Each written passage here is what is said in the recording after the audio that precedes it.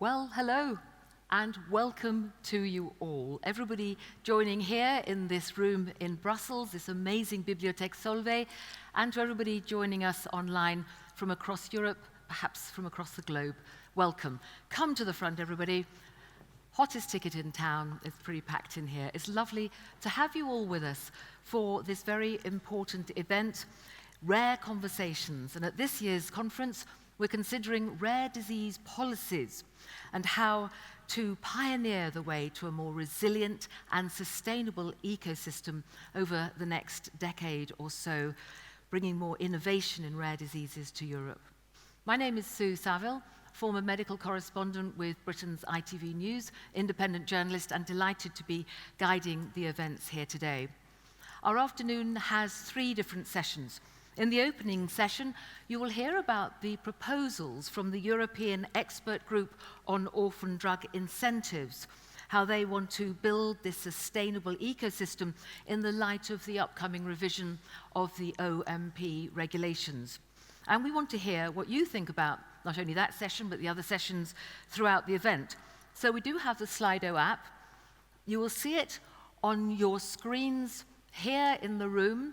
Do look at that, get that up on your phones so that you can participate. And if you're joining us online, wherever you are, you can use that from your screens.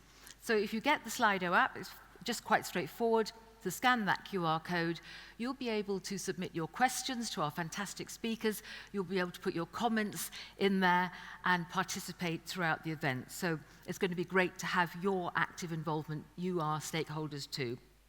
So we will have a couple of short breaks, and in the second session, we're going to consider partnerships for the future, how that collaborative approach can really make a difference. And again, we're going to want your views. We'll be running polls for you to participate in throughout the Slido. We'll have a brief break for tea. I'm British, so we have to have a tea break.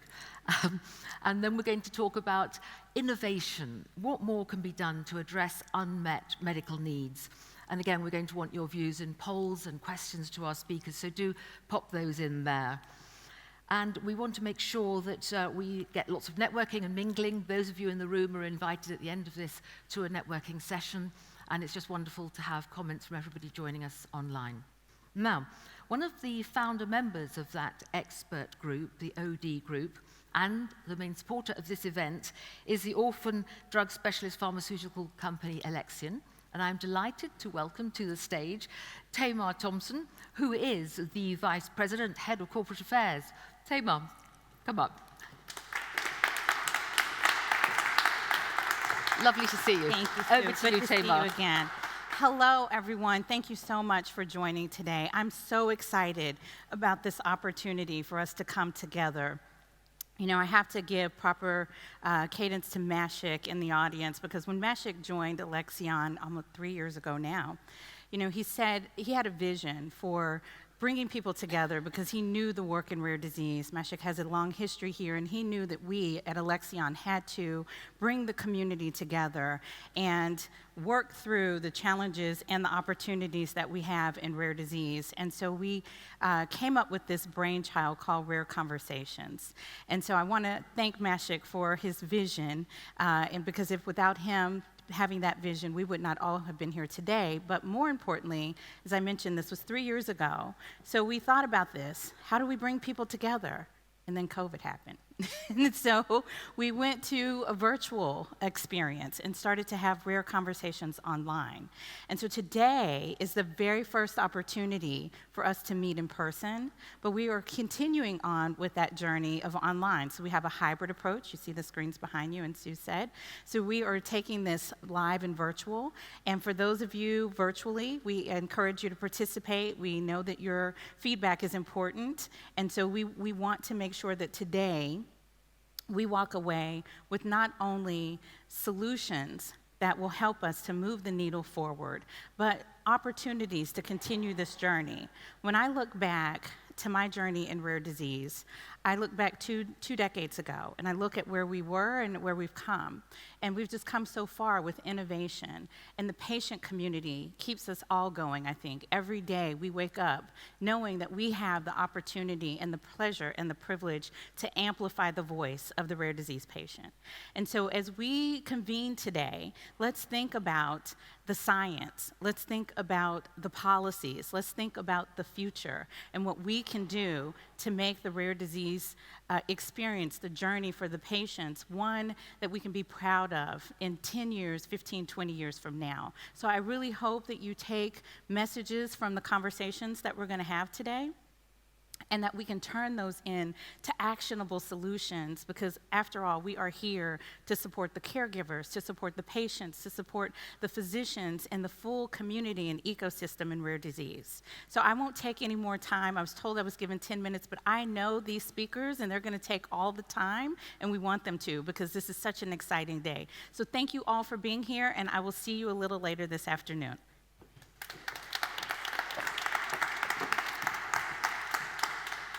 Tamar, thank you so much for setting the scene so well there. And now to kick us off, we're going to hear about the proposals from that OD expert group, how to create that resilient ecosystem on rare diseases in Europe, especially in the light of the upcoming revision of legislation. So to walk us through this, I'd like to invite Julia Wahl, partner at Copenhagen Economics, to take it away. Nice to see you, Julia. Thank you very much, Sue. Oops. And can you hear me well? Yes, perfect. Thanks very much. It's a pleasure for me to be here and to see so many people also in this room, and also thanks for the additional minutes. As an introduction to this first session, I would like to present, as Sue said, at a high level, the proposals and the work that has been conducted by the European Expert Group on Orphan Drug Incentives, to which my company, Copenhagen Economics, and me and my team have been a knowledge partner in the past 2.5 years. For those of you who don't know the OD Expert Group, this is a group of multidisciplinary and cross-functional experts, over 25 people that have come together to represent the different views and the different broad rare disease community stakeholder groups, including researchers, academia, patient representatives, members of the investor community as well, rare disease companies, and finally, trade associations.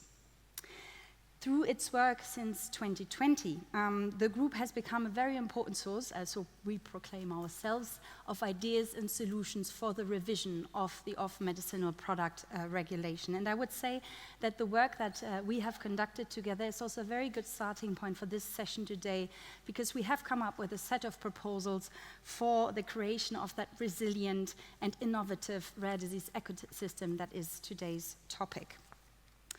So to get us started, maybe just an overview of the work that we have done. We have worked in 3 phases, and in phase number 1, we set out to develop concrete proposals for the revision of the OMP regulation.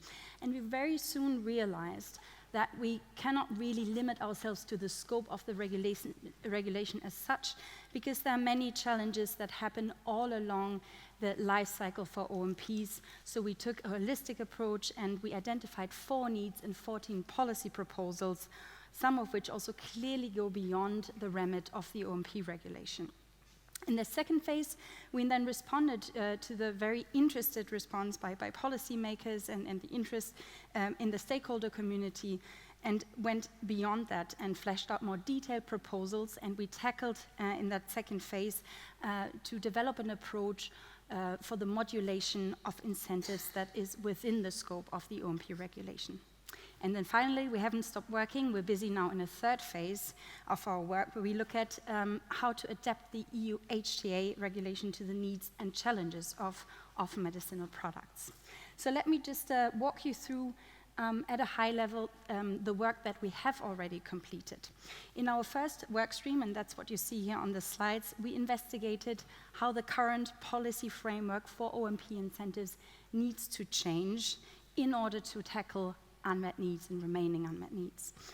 We investigated not only what could be done, as I said, in the scope of the OMP regulation, but we wanted to take a holistic look at the entire life cycle. And this is because what matters for the development of OMPs and for increasing the interest of also developers in that area is not only the design of narrow incentives such as orphan market exclusivity, but it is really the overall setup of the entire ecosystem, starting with basic research over clinical development, the way regulatory approval and market access pathways are conceived. So it is really about taking that holistic look. And we therefore really took the life cycle one by one, and we identified together the barriers that need tackling and the corresponding policy measures and incentives that we would need to respond to the challenges that OMP developers and the other stakeholders meet along the way. And this includes, for instance, and I'm not going to tell about all of the proposals, but for instance, this includes proposals 1 and 3 that aim at improving the rare disease research and development ecosystem through a collaboration and data sharing hub or through a private-public partnership fund. It also includes proposals 7 and 8 that tackle the regulatory pathway and that aim to improve the advisory interactions between EMA and developers, and also aim to adjust the regulatory pathway in a better way to the specific challenges that OMPs tend to face. And then finally, we also have a set of proposals for market access, because market access is a quite crucial step in also setting the correct incentives for developers. And here I just pick out proposal number 11 that suggests an early iterative dialogue between developers and HTA bodies as well, so as to make sure that we know what data might be required at the market access stage, but know that early on. Overall, we have not only worked on those proposals, but they also sort of come from a number of principles that we as the group have set up and that we think that the regulatory revision should follow. I already mentioned some of them, but let me just focus on 2 very specific ones here. Principle number 4, we need to ensure that the regulation that Europe has leads to a competitive framework, competitive internationally, and that leads Europe to be and to stay an attractive place to launch products. Moreover, another principle that I also is very dear to me, we need to make sure that all policy changes are thought from an investment perspective. And that's not because we want to only focus on the profits of private companies, but that's because we have a system in Europe that functions by incentivizing companies to go into areas to develop in areas where they normally would have no or very little incentives to develop. And so whatever happens at the different stages of that life cycle that you have there in front of you will influence the investment case for developers. And so increasing the number of products that are available for OMPs also means increasing investment incentives in a very targeted manner. It also means that whatever kind of policy proposals we put forward, we need to systematically test them for the effect that they will have for, on the investment case of going into different development projects and different OMP projects. The idea of the investment case is precisely also what sort of runs through our next chunk of work that we have completed with the OD expert group, and this is a framework for modulation of incentives. The modulation of incentives has really been at the core of the revision plans of the European Commission. It has been very hotly debated. What do we mean by modulation? Well, modulation means simply that the level of incentives and supporting policies provided will differ across OMPs, will differ across products, depending on their unique attributes and needs.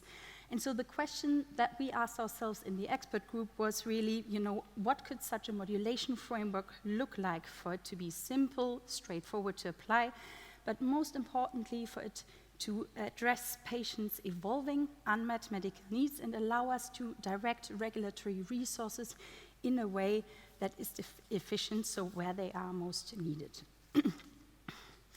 The core idea behind the modulation framework that we ended up developing is really to follow the strength of the investment case from a developer's perspective. So typically, the investment case is weakest in disease areas and in conditions that are what I would call uncharted territory. So the risk of going into those is very high. And that's, for instance, where there's no prior authorized product, where the authorization and the market access pathways are untested, where the developer needs to cover a lot of groundwork in terms of establishing a price or establishing the diagnosis and healthcare infrastructure to support the medicine. And in turn, we have on the other end of the spectrum a case where the investment case is far stronger, for instance, when you have a lot of precedent because a lot of products are already on the market, where approval and market access pathways are tried and tested, and the products are known by physicians, and we have already a healthcare infrastructure that is somehow already up and running. And then there's, of course, certain cases in between those two ends of the spectrum, for instance, when a developer wants to bring a new technology to the market in areas where there might already be a few products. So based on this thinking, we have developed a model with 3 archetypes of OMPs that differ as to their investment case, so as to the cost and the risk that the developer would have going into development in these areas. I don't have the time to go into this in a lot of detail, but I will outline a little bit, the underlying principle of this, and will invite you to have a closer look also online. So let me just highlight some of the key principles that accompany this archetype framework based on an investment case. So first, this framework goes hand in hand with having a broad orphan designation, so broad criteria and thresholds as we currently have them. And this is to make sure that we attract at the very outset development in all kinds of rare diseases. And then we can direct resources and modulate within that group. Second, modulating according to the investment case also means that we can work without a definition of unmet medical need to guide modulation. And I know this is very hotly debated. In our view, in the group's view, this is a very good thing because defining unmet need is very tricky. A definition will necessarily be prone to a lot of fights, advocacy, lobbying, and it's difficult to also make it evolve over time. And finally, defining unmet needs always has implications way beyond just a modulation framework. For instance, at the market access stage, where then authorities have to determine the value of a product, and it matters whether you fall in the unmet need category or you're not in that category. We also aim for a framework that is predictable. So you can ask the question, why have you developed 3 archetypes and not 5? And well, the answer is just at some point we do need to balance simplicity and predictability with our own intellectual need, of course, for perfection and for a very nuanced system that would, however, be very, very hard to operationalize. And then finally, and this is something that I really think is very important to remember, incentives need to go beyond the modulation of orphan market exclusivity. Orphan market exclusivity is an important incentive, and it should be there, but we don't see it as sufficient, in particular if we want to tackle the 95%. And therefore, we also must include suggestions on modulation that go beyond the remit of the OMP regulation, and I hope we have a chance to discuss that with the panel further today. So I have given you a short overview over the work of the OD expert group. It remains for me now to say I encourage you to also look up the details of our work online. Here's the link. And to reiterate what a pleasure it is for me and my team to be a knowledge partner to such a resourceful and dynamic group. And with that, over to you for now, Sue.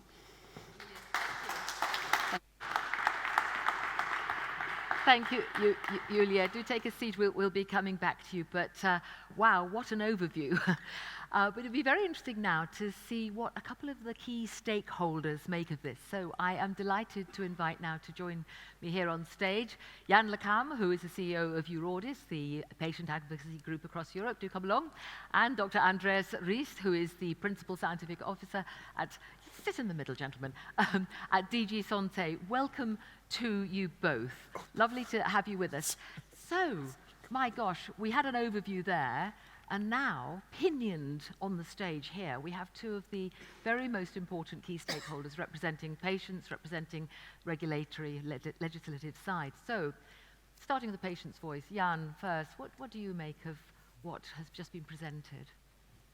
Are those the right solutions?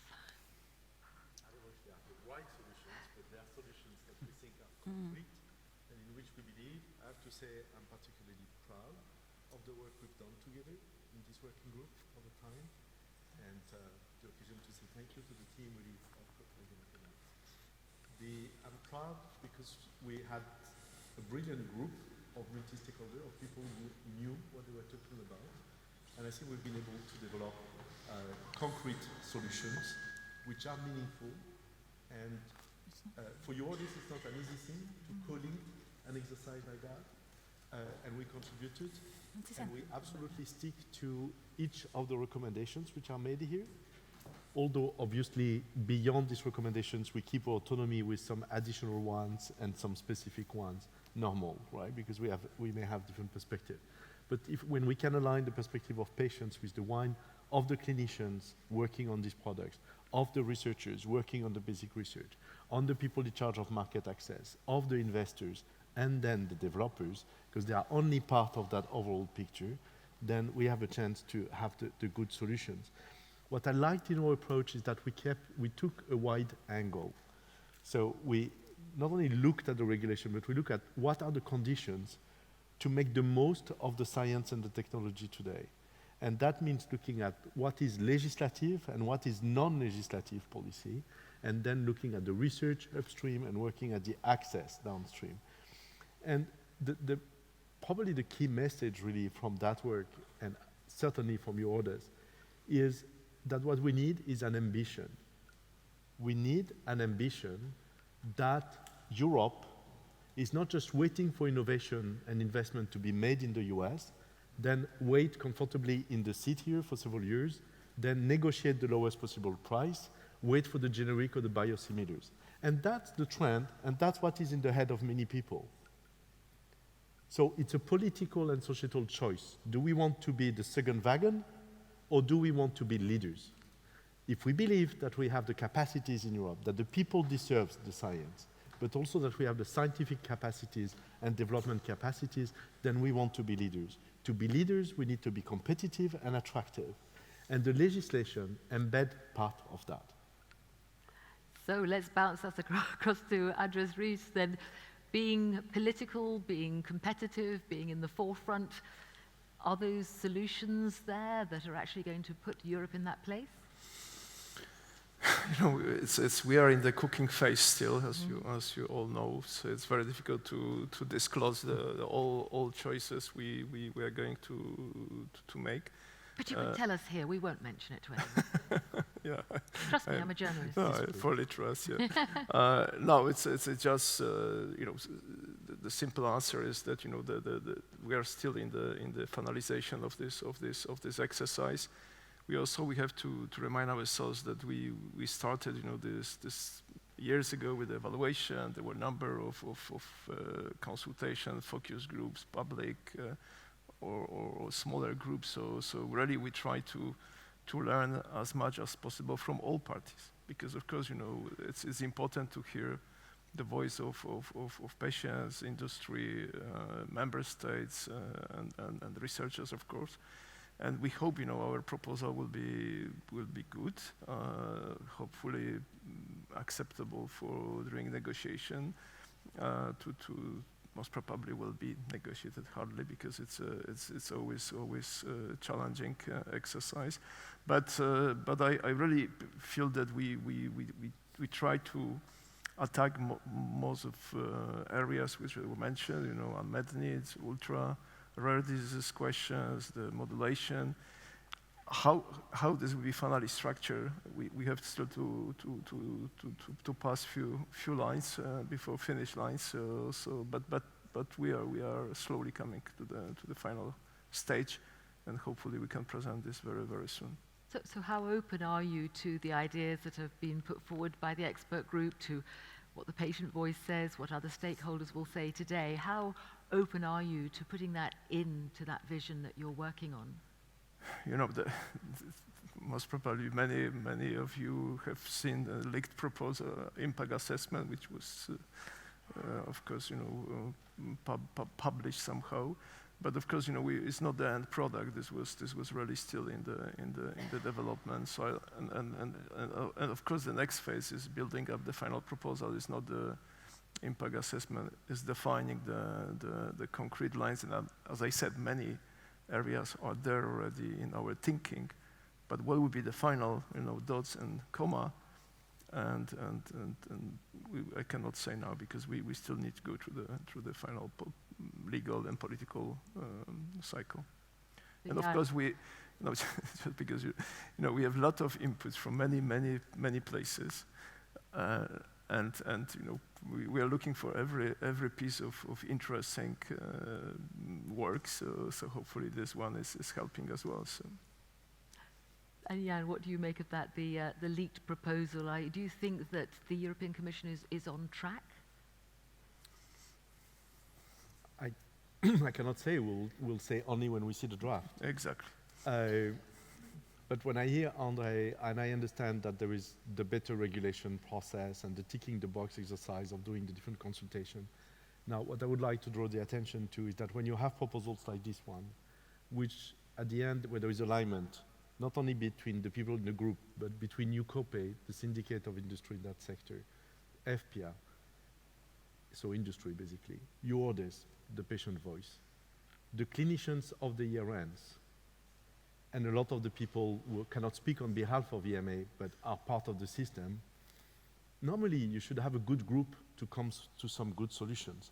So it's not just like one contribution among the others, just to insist on that we made the efforts of work, of thinking, of producing meaningful contributions. And my concern, from what I hear from the preliminary bubbles of the draft, is that there is the risk that this revision, in fact, intends to address the issue of the perceived high prices and high budget impact, when in fact the regulation is not intended to address the question of price, is not intended to address the question of access. It's intended to stimulate investment, to do research in areas where there is no satisfactory treatment. This is what the regulation is. So the risk is that we come up with a political choice, which could be potentially pretty hypocrite, which will be to reduce the entry of the number of products by playing on the criteria of designation to reduce the scope of the regulation, all that on the name of unmet medical needs and patient needs. Sorry. But as Julia said, unmet medical needs, for us, it creates immediately categories of people which are out. So it's not leaving no one behind. It's a strategy that will leave a lot of people behind, whatever the intelligence put in a definition of what is an unmet medical need. The simple idea of putting unmet medical need as an objective, yes, but as a criteria for us is extremely dangerous. What we need, in our perspective, is to develop a legislation that makes the most of the science and the technology. We're living a wonderful time of science and technology, and evidence out there on the pipeline. We need to fuel it with more investment, with more activities, and then outside of this legislation, maybe some elements into it, but mostly outside, to address the question on using our capacities in Europe to structure the access to market, the availability, the accessibility. But that's not going to be addressed into it. So we just need, for me, to be very, very careful about what we do with legislation, and not, again, to lose all the dynamic of Europe and do much less than US and become the second wagon. And Andreas, I know you're not going to be able to stay very long with us this afternoon, so I'm going to put to you now a question. It's lovely to get questions coming in online via Slido. Anonymous, who often contributes to events, I find, asks how much of the expert group view is likely to be reflected in the final proposal from the Commission. Can we nail you down on that one, Andreas? It's difficult to say because, as I said, when you see how many contributions we got, you know, from in this process. Don't forget, this evaluation also was the way of reflecting, you know, where we are, how this current framework is working, what is the effectiveness, but also maybe build a little bit on the questions, you know, how the whole system should be structured, because I think also was mentioned that it's not just regulation is working, because I think it's important bit, and of course we will try to best possible, as I taking account number of contributions and pressures in the system and so on. But we should not forget it was mentioned, HTA is coming as a next phase of interaction between regulators and HTA bodies and pricing authorities and so on. So this one, of course, has to be also seen as a challenge. It's having its own calendar. It's not far, because already the rare cancer and ATMPs will be in the first batch of evaluation. We have clinical trials regulation, which started to operate since last January with all kinds of difficulties, because setting up clinical trials in Europe is again, important challenge. So we build the regulation, we build the system, which was very difficult to build. Finally, it is there. Now we have to make this working also for rare disease patients. And then we have other challenge on the table, on the negotiation, which is called European Health Data Space, when we try to make health data working in the benefit of patients, the benefit of industry and regulators. So it's for me, even I don't speak about my favorite baby, if I put this bracket, in European reference networks, 2,000 leaders in research, 20,000 doctors working together, supported by Commission, hopefully also by most of member states. We are building this system. I think I always think that in one hand, we would like to have dreams, but on the other hand, we have, existing system which we really have to maintain and make this work better. And I love dreams. Jan, you know me that I am rather a dreamer, but also I always feel that we have to push things we already agreed. And this is a lot of work ahead of us, and I know. So we need to push the Orphan Drug Regulation rather than it's one bit more. back. It's just one last bit, most probably, of the whole puzzle construction. And then, Jan, if you're both invited back next year for some more conversations, are you confident that what Andreas has been telling us will have been fulfilled? Are you hopeful that this will have come good? I am. Why I am? Because we're discussing it. There is conversation, so it's part of the process. Also because I trust, maybe it's me, but I tend to trust the goodwill of the people, and there is within the drafters and in the commission the people working on it. I think they try to do good. I have no doubt about it. So that makes me a bit confident. What I'm more concerned is that there could be an anticipation at the commission of what the negotiation output could be. So then you come with incentives like the modulation, but you go directly for a low or middle low range. Rather, what we want is to be high, to be attractive, not to make money for the pension fund in the US and investors or capital riskers. That's not the point. But we need to go there in order to be attractive, because we want the science here. We don't want the scientists here to discover, then go to the US to develop it, and it comes back as a product from the US to Europe. What kind of Europe are we building with that? It's exactly when we have some, okay, I will not go into that, but member states buying their arms in the US or in Korea, where in fact we need to build a European industry here. So it's the same for me. We need to build it here in order to be a strong leader within the world.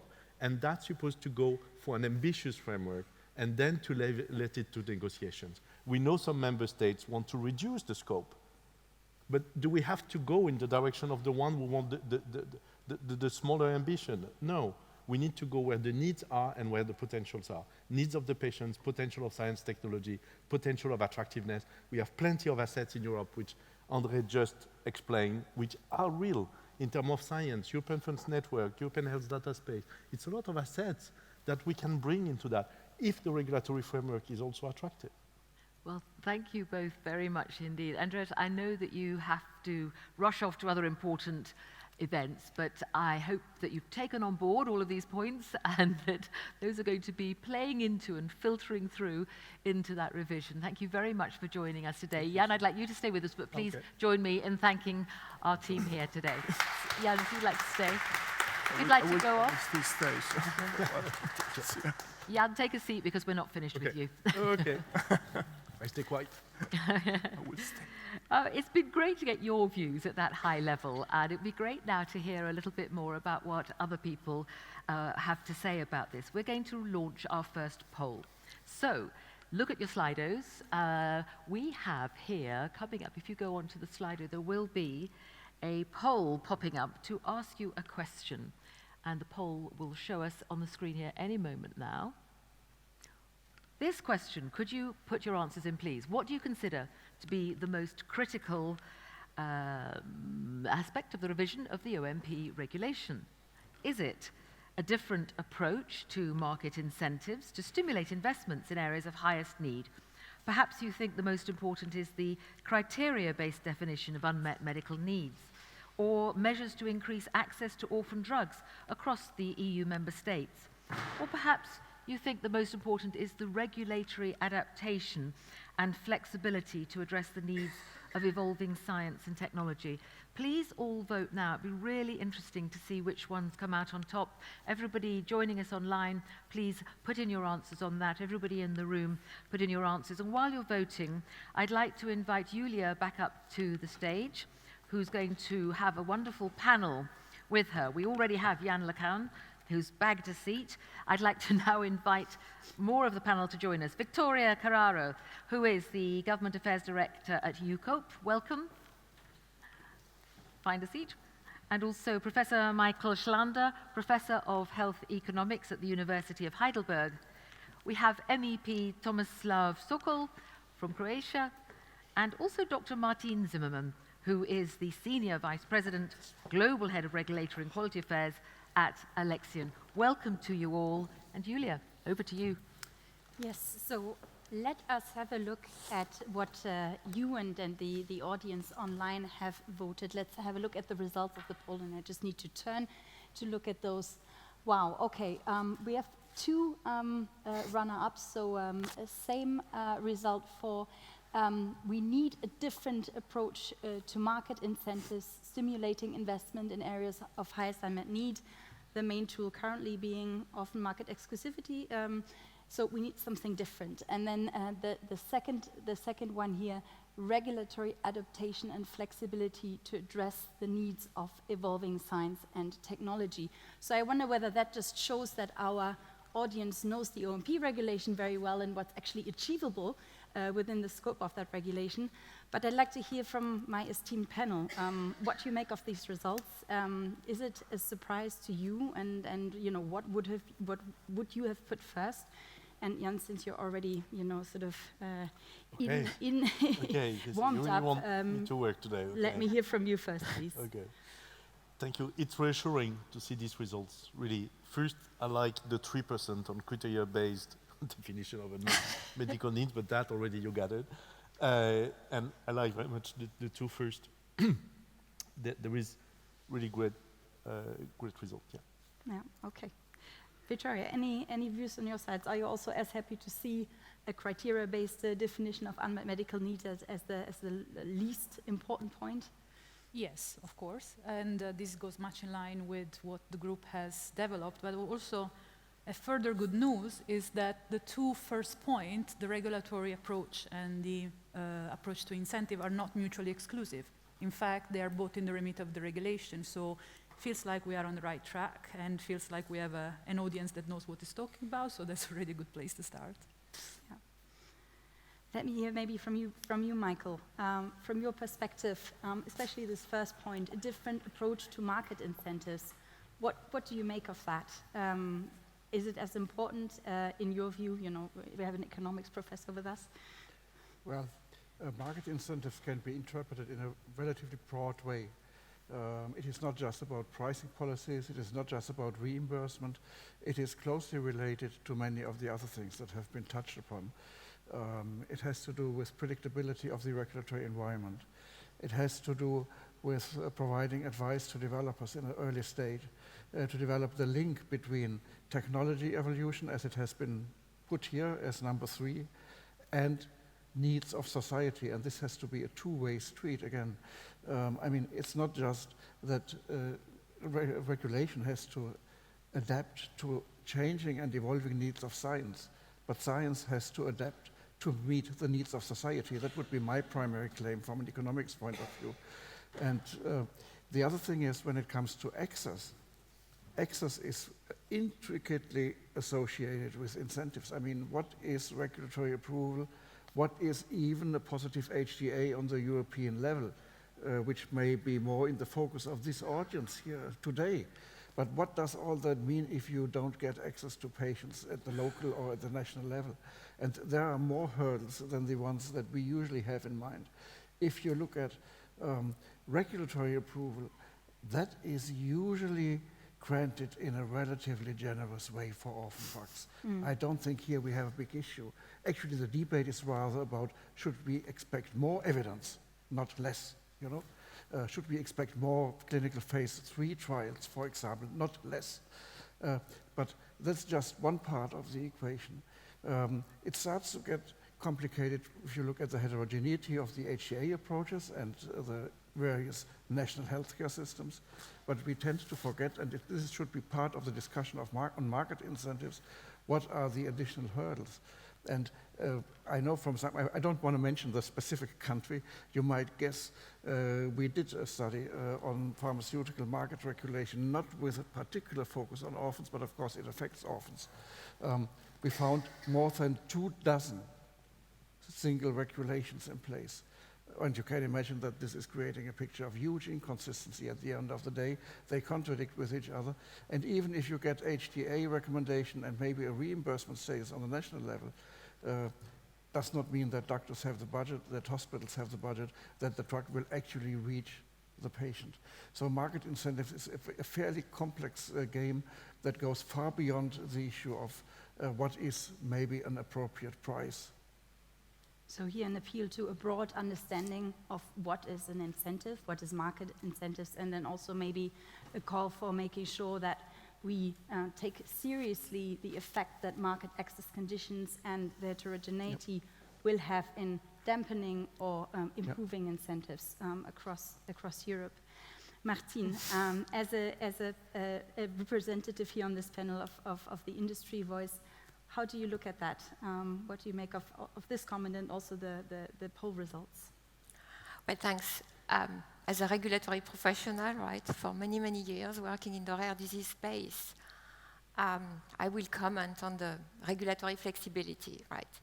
So I hear also that maybe for orphan it's generous. I don't know if I agree with it, okay, because sometimes it comes with uncertainty, and we know that there is a level of uncertainty that is then challenged, discussed at the time of market access, right?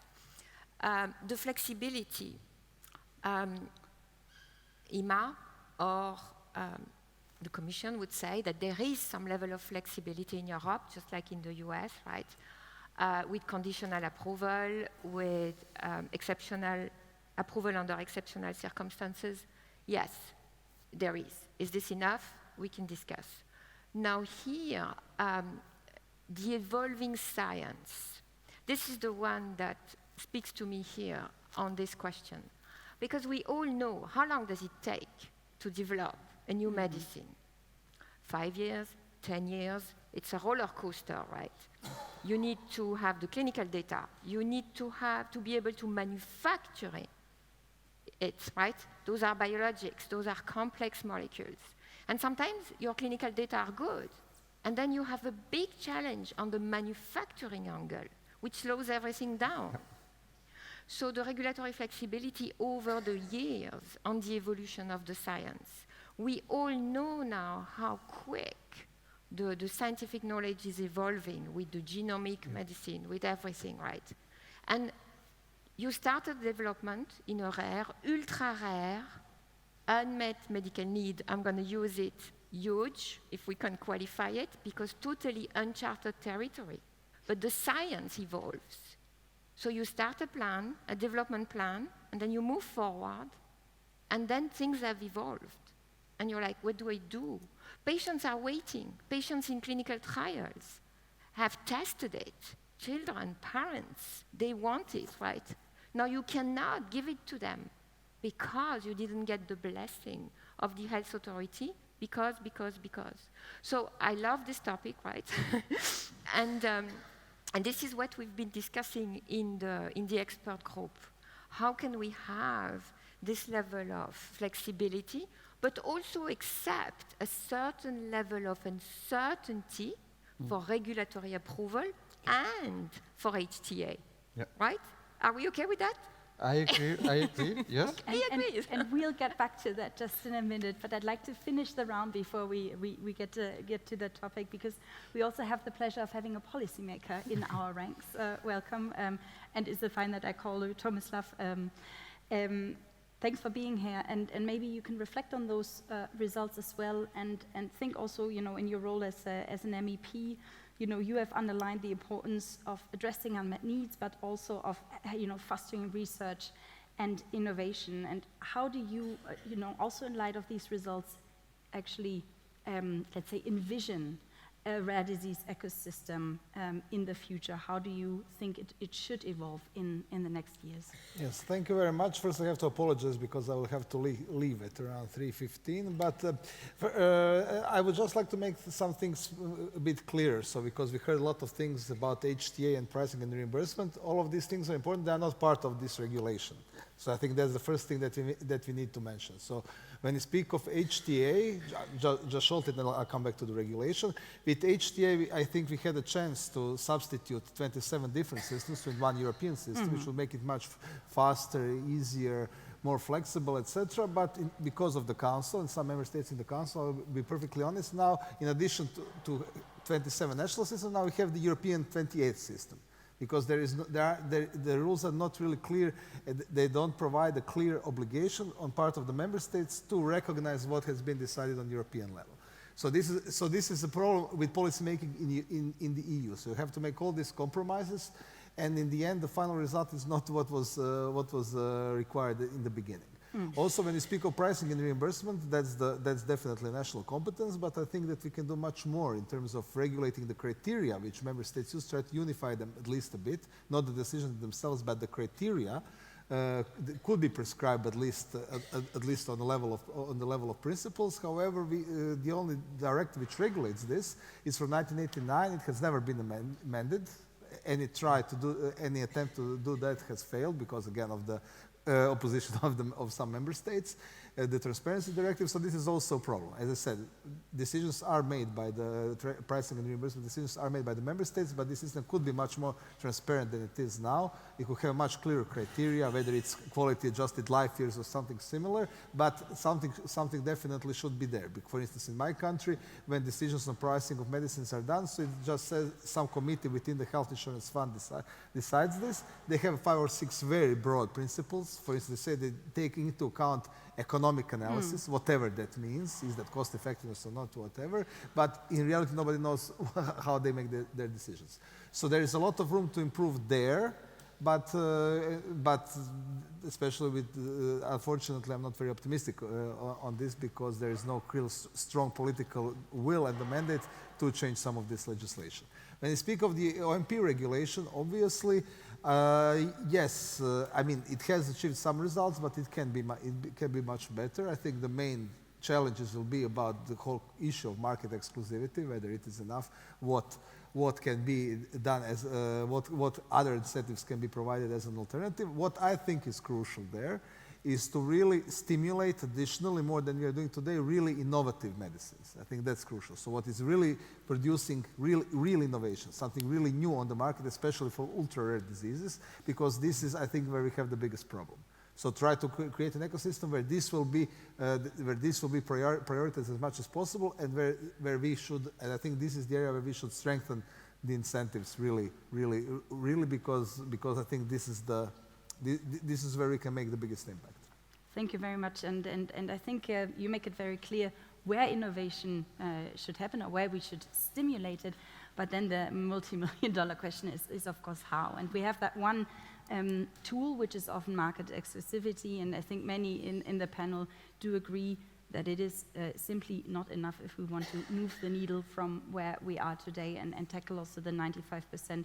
So I'd like to play the ball back to you, Jan, and ask you, from your point of view, what are the key elements in making that revision work and addressing this 95%, that remaining unmet need. And I think we can allow ourselves to also go beyond the scope of the OMP regulation, simply because we've established at the very beginning we need to take a holistic view. So please. So to stick on the regulation itself, key elements really at the end, we have to have in mind how the system works. At the end, it's an application of a company to the EMA for an orphan drug designation. That's what it is. So the criteria are essential. And criteria 1 is prevalence. So a key element is to keep the prevalence at the same level, not to touch it. If we touch it, if we reduce it, we are then below US, we are below the other countries which have adopted now legislation. So again, it makes Europe less attractive. We may add another criteria, which is incidence, which may help to address some of the issues that we have, particularly on some autoimmune disease or rare cancers. So that could, or rare infections. That could be, and there is concrete proposals which have been made by the group. The second is clearly the market exclusivity and how we define it. And here, fully adhere to what Tomislav is saying, really, as you were saying, Michael, also the society perspective. What we want is to address where there is really high unmet needs, and particularly to leave no one behind, so the very rare. So we need to increase the incentives here. That's what we're saying. Not to keep it as it is, but to do more. But at the same time, we need to keep a level of incentive which is attractive, where there is already some science being developed, some clinical networks being developed, some registries, some medicines may be developed. But even when there is a more crowded areas, like you indicated, Julia, it doesn't mean that for a patient, the needs are fulfilled, that there is no unmet needs. If I take an area that I know very well, the one of my daughters, cystic fibrosis, it's one of the areas where we had the highest level of designation. I could take hemophilia also, where there has been a lot. Are we today in a situation where we're satisfied? Yes, some mutations, maybe, but with long life treatment, it's still not a cure. So there is no reason to have a double standard in health that we should not aim to try to have cure in the field of rare disease. That should still be our objective. And also, I think we need to continue to stimulate, even when there is some treatments, if partial, not fully, but to some symptoms, to continue to stimulate research, because research can bring you also product cheaper potentially with new technologies. So we need to stimulate this overall competition. Another key element for us in the legislation would be to reinforce the role of the EMA and particularly of the COMP with a much more comprehensive approach. And this is not technical. This is what enables to have a group of persons, of national agencies working together with the proper competences.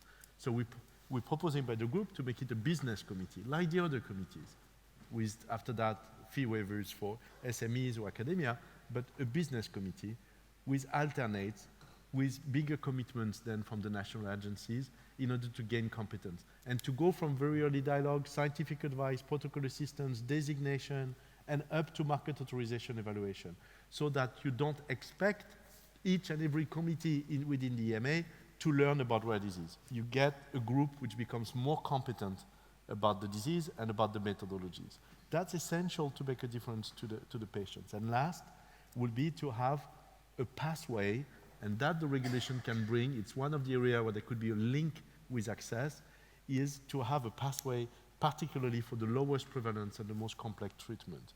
We could have a pathway by integrating the experience of the prime and accelerated review and more support here, and then with the HTA, so we can have a system which aligns much more. Thank you very much.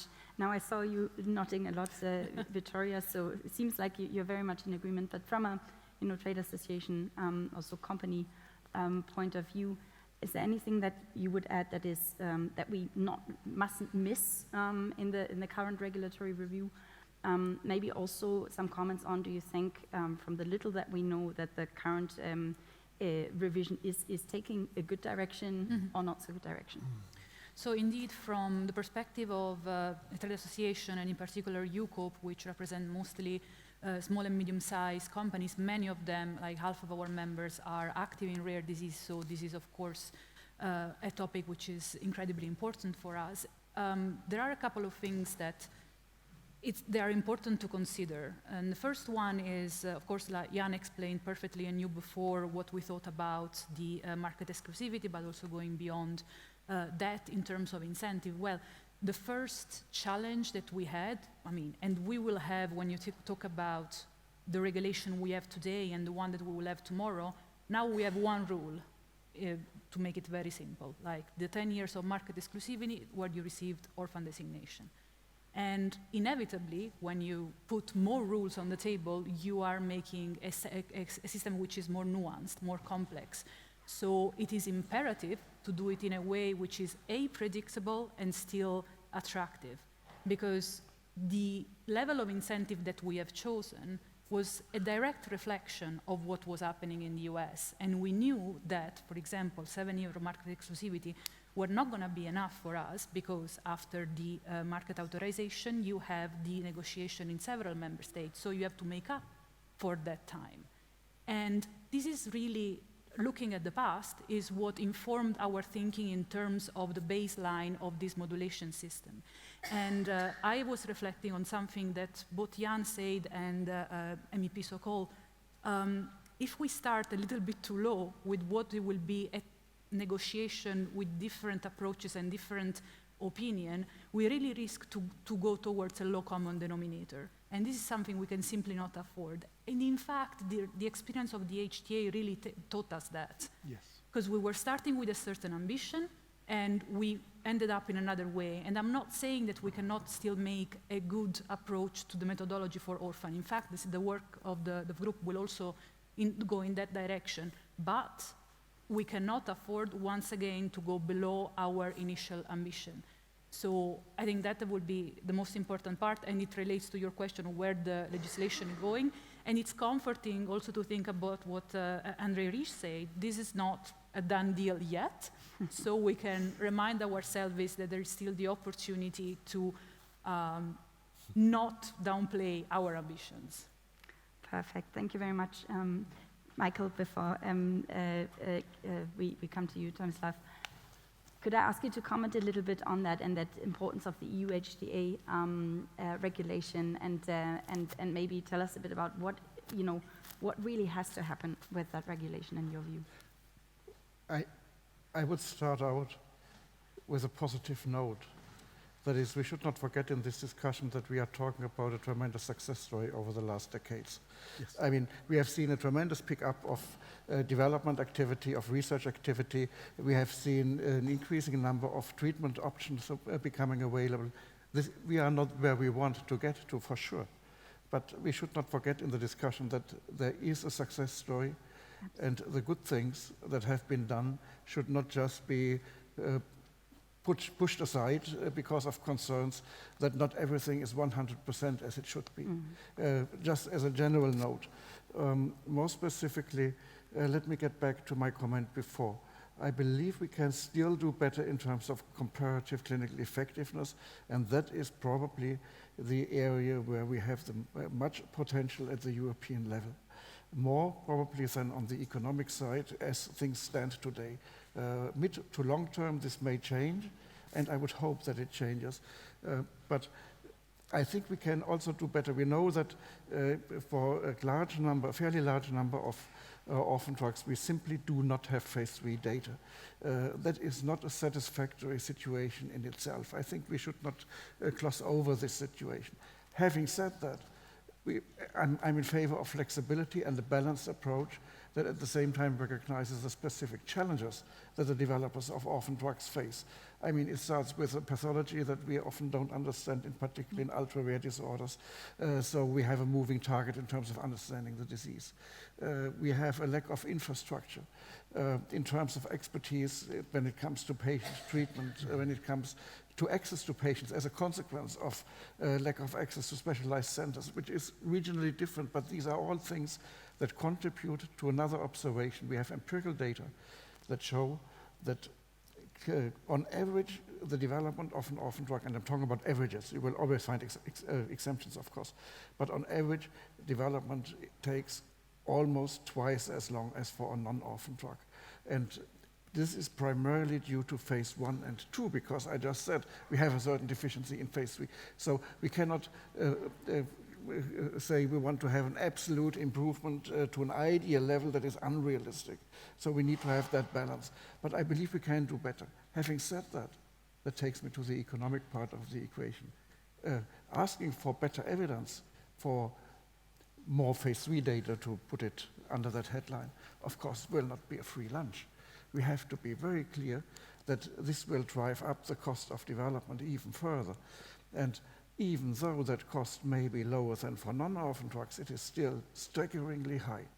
And that is my concern when it comes to the European level and to integrating economic evaluation, that we really should be very, very cautious not to import a model that is deficient by design, because when you talk about cost effectiveness, which is mainstream and which is working in many instances, you are talking about a logic that by definition excludes any potential effect of rarity or prevalence, if you want, because it simply cancels out of the ratio that we calculate in that logic. But I would make a strong case in favor of rarity does play a role, on the one hand, in terms of the costing side of the equation, but it also plays a role in terms of the value side, as we have to state, and again, I cannot go into all the details, but we do have increasingly strong evidence, not just normative considerations, but empirical evidence that people place social value on living in a society that does not leave behind those unfortunate enough to have a rare disorder, which is by definition excluded from our conventional evaluation model. So we need to come up with either modifications or shortcuts until we have a better model that take into account what finally boils down to the relevance of budget impact, more so than the cost per patient that we are usually focusing on. But that's a long story, you see. But here I really have a concern regarding what's happening on the European level, that we don't go for the easy way to import a UK model that is deficient when it comes to the evaluation of orphan and in particular ultra-orphan drugs. It requires modifications. NICE had to learn this the hard way, but they are still struggling with a consistent approach in that field. So what I hear from you is to say, not wanting to leave anyone behind, that's a political choice. There are economic ways of reflecting that in the regulatory and market access pathways, and then we have to consult you for the details, I suppose. But you can integrate it, and I believe you have to, if the task of HTA is understood as reflecting the values of the society that it is serving. Yeah. Okay. Thank you. Thank you very much for that, and also for that reminder.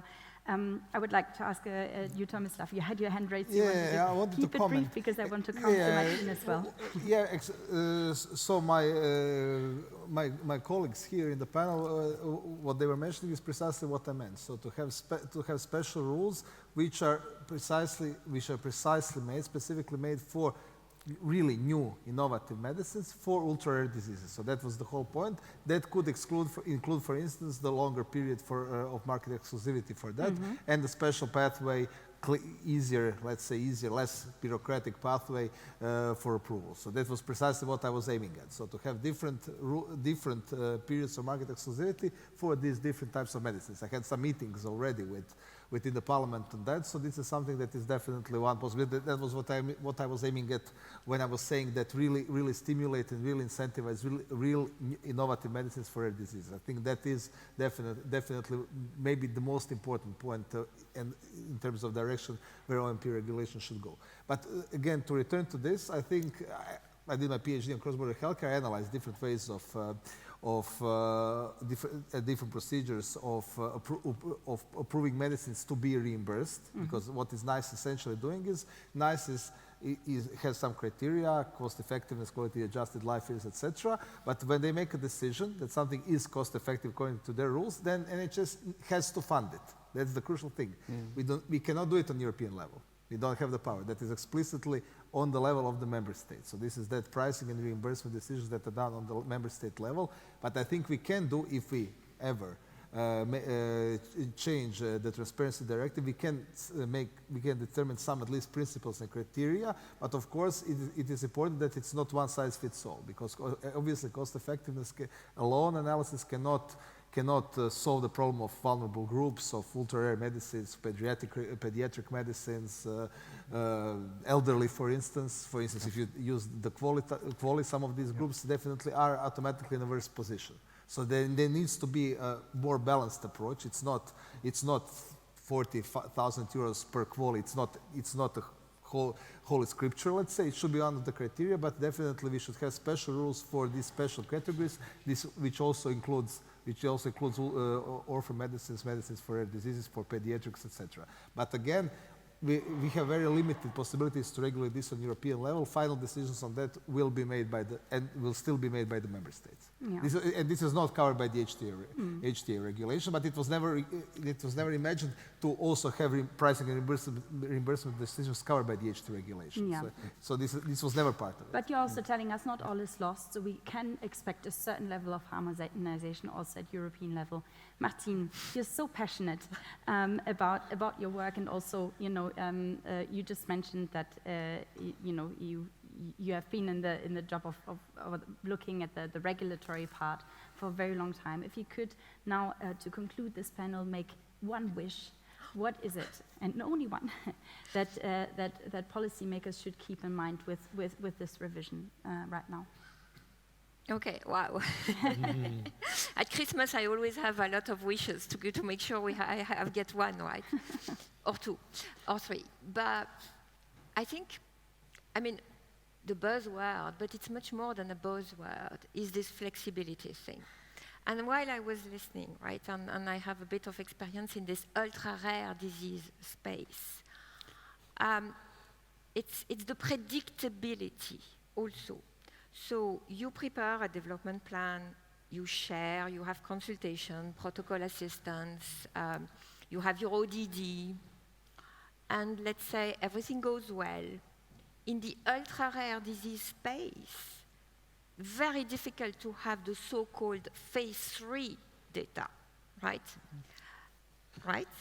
So I think my wish is that we go beyond the phase 1, phase 2, phase 3, the control arm, which could be placebo, but the thing that is now, that we discuss all over the place globally, right, which is the use of what we call real-world evidence, the use of the wealth of data that's available everywhere, right? We don't know always where it's available, in hospitals, at the physician, in a physician computer, in an Excel spreadsheet at best, right? But my wish here is this,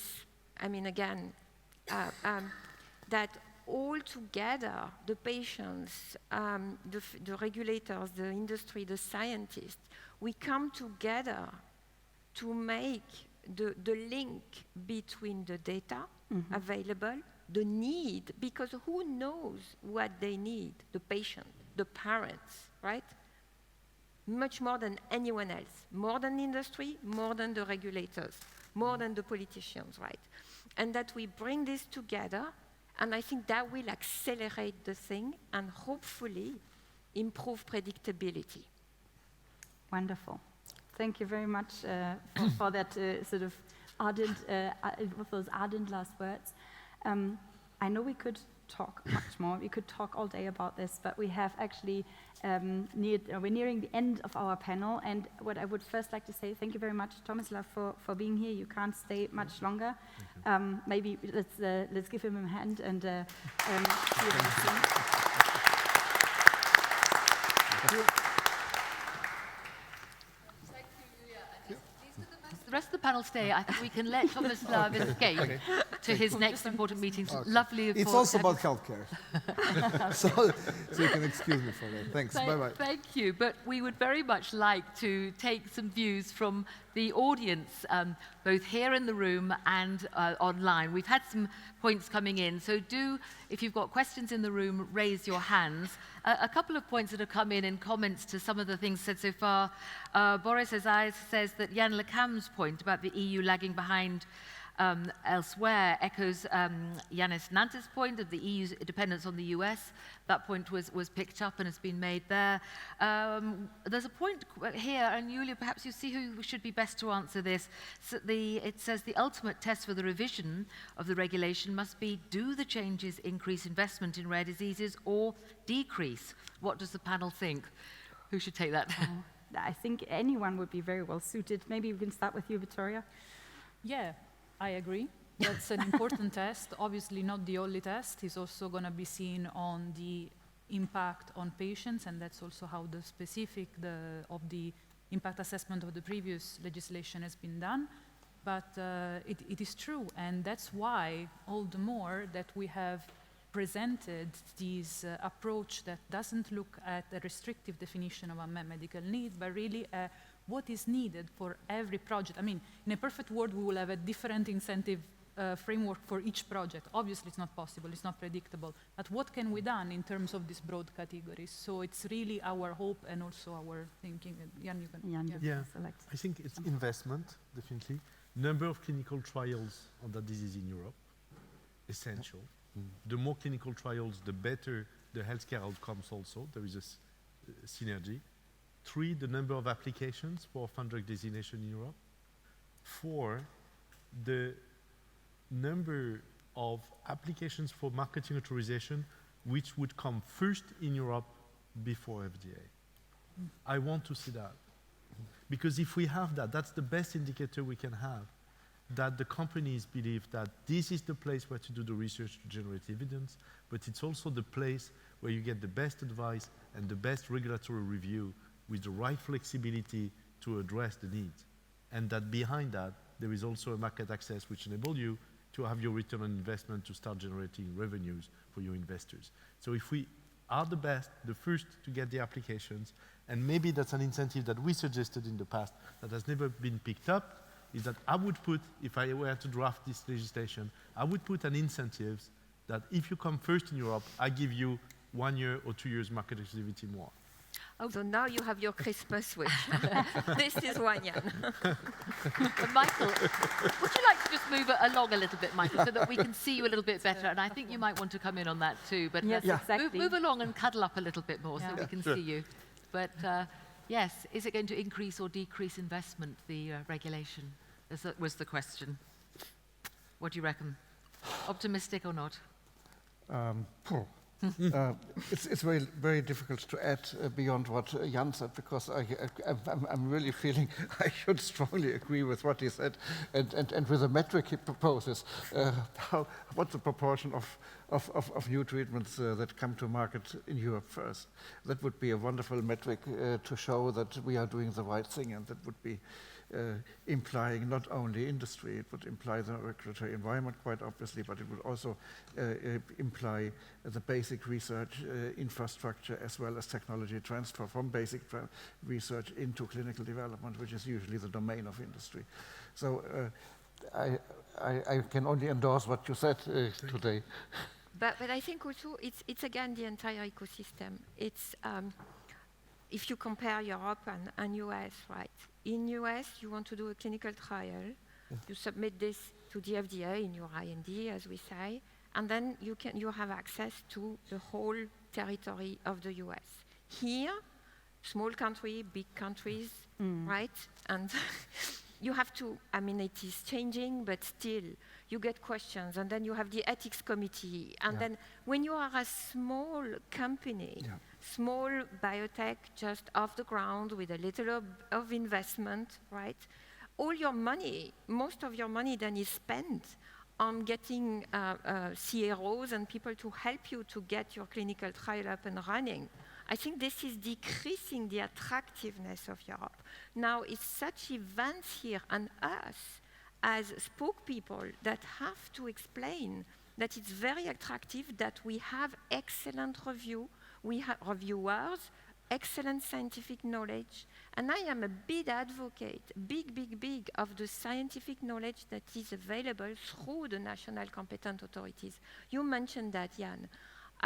In the agencies, we have experts, we have reference network in the countries. I mean, I worked on 2 developments for ultra-rare diseases. The worldwide experts were in Europe. Actually, for one disease, it was in a very small country in Europe. And this professor was the worldwide expert. It's in Europe. So it's up to us. We need to believe in ourselves. Yeah.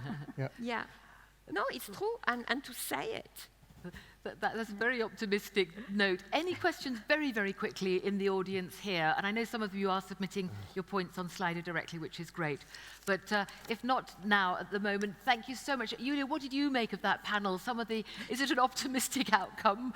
What do you think in response to the points that you've been able to put? I think we learned a lot today, and I think we learned that it's really about a whole lot of different measures that we need to tackle at the same time.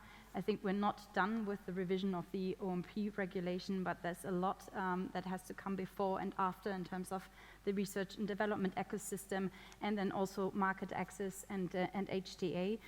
So the work will not be over with this, but I think we have a community, a rare disease community, that really fights to make the best out of this moment, because what we'll do now with this revision, that is also a system that will stay in place for 2 decades, maybe even more. So this is really the moment to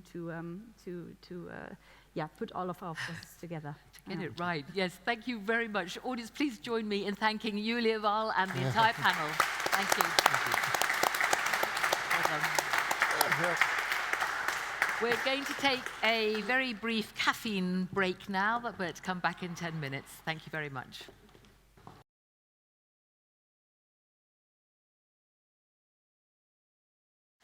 The International Rare Diseases Research Consortium, the IHI, the Institute for Healthcare Improvement. These acronyms. And there are other partnerships working in this multi-stakeholder way to try to develop innovative approaches. We've got Screen for Care, RWE for Decisions, and Together for RD. So, to gather insights on how these partnerships can work to the greater benefit, I'm very pleased to invite Dr. Daria Julkowska to the stage. Welcome. So take this side. Daria is the scientific coordinator of the acronym EJP-RD. You have a PhD in molecular biology. So her guests are going to be Ariane von Hengel. Please come to the stage. Appearing from here. Please take a seat. Ariane von Hengel is the Deputy Head of Unit for Health Innovations and Ecosystems at the DG RTD, otherwise known as Research and Innovation Directorate, and also Dr. David Pearce, who is the chair of another acronym, IRDEC. Over to you, Daria. Thank you very much, Sue. And I'm a real believer in terms of collaborations and also in the partnerships. So I'm really happy to moderate the specific session about the partnerships. So maybe I would like to start with a kind of a bold starting point question. From your perspective, what is the main obstacle that you think could be solved or for which the partnerships are necessary? Arjen? Yeah, I think so. Rare diseases, of course, we don't have to explain how important that is. And the fact that there are many rare diseases, many patients, which are crucial to this, because that's what we do it for. So we have a lot of diseases that have not been reaching the stage that we have therapies. So for that, we need to collaborate. And I think this working together and creating a critical mass not only of research information on the development of the diseases and on the patients, but also on the development of therapies. That is the crucial thing. So this is what we have to overcome. And that's what we've been trying to do also as a public funder. We've invested by now 2.4 billion euros in the research in rare diseases because rare diseases should not mean that the research is also rare. It should actually mean that there's a lot of research and that there's a lot of cooperation between researchers. And I think also there we have made a lot of progress. So we have funded 440 consortia, which were multinational consortia, so working already together across borders, and I think that's a crucial element here. So for that, I'm also happy that together with the colleagues at the US and the NIH, we have been at the cradle of ERDIRC, where my co-speaker will talk about. And I think that's also very important that we've put it on the global agenda, because this is the way to make progress, working together and making sure that there's attention to this fact, and that we are collectively trying to work towards solutions for the people suffering for those diseases. On Europe, of course, we have the European Joint Programming on Rare Diseases, which you are very well aware of, where we've also funded by 55 million euros, working together on a European level. So make sure that we connect the evidence, but also the capacity, the research capacity on a European level, and make progress there.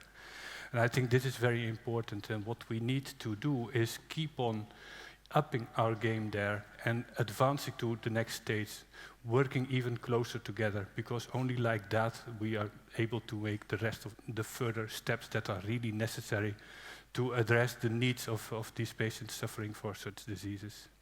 Thank you, Arjen. And Dave, from the perspective of the International Rare Disease Research Consortium. So I think, the way I look at this is, what do we do well and what do we not do well? We take what was 7,000 rare diseases, and now we're hearing it could be 10,000 rare diseases. And I think sometimes we do a disservice to that, because there's so many experts, there's so many really smart people, and this meeting personifies that. If you look at the stakeholders and the expertise that we had on the stage here, everybody brings such a different purview and really area that needs to be understood. And integrating those different areas becomes really hard. Everybody's super smart. And what we do well is we bring all these people together. What we don't do well is do something that I call yield. Yield to other people's expertise and opinion, because you can't prioritize all of those different areas at the same time. So, but getting people in the room together is the start. And I think, we'll talk a little bit more about ERDIRC in terms of the broad spectrum of expertise there. And you and I know managing that group can be quite the challenge sometimes because of the different stakeholders. But that's the piece that's really, difficult, I think, is realizing that, you may want to focus on one thing, but there's 7 or 10,000 rare diseases. It's not the same for every disease. So you can be an expert in only a handful of those, and applying that to others may not necessarily be the way to go. So you need to learn to yield a little bit. Thank you, Dave. Arjen, you have mentioned about how much the Commission has already invested in the rare diseases field. But could you tell us a little bit more about the future? So how is currently the Commission seeing the future of the partnerships?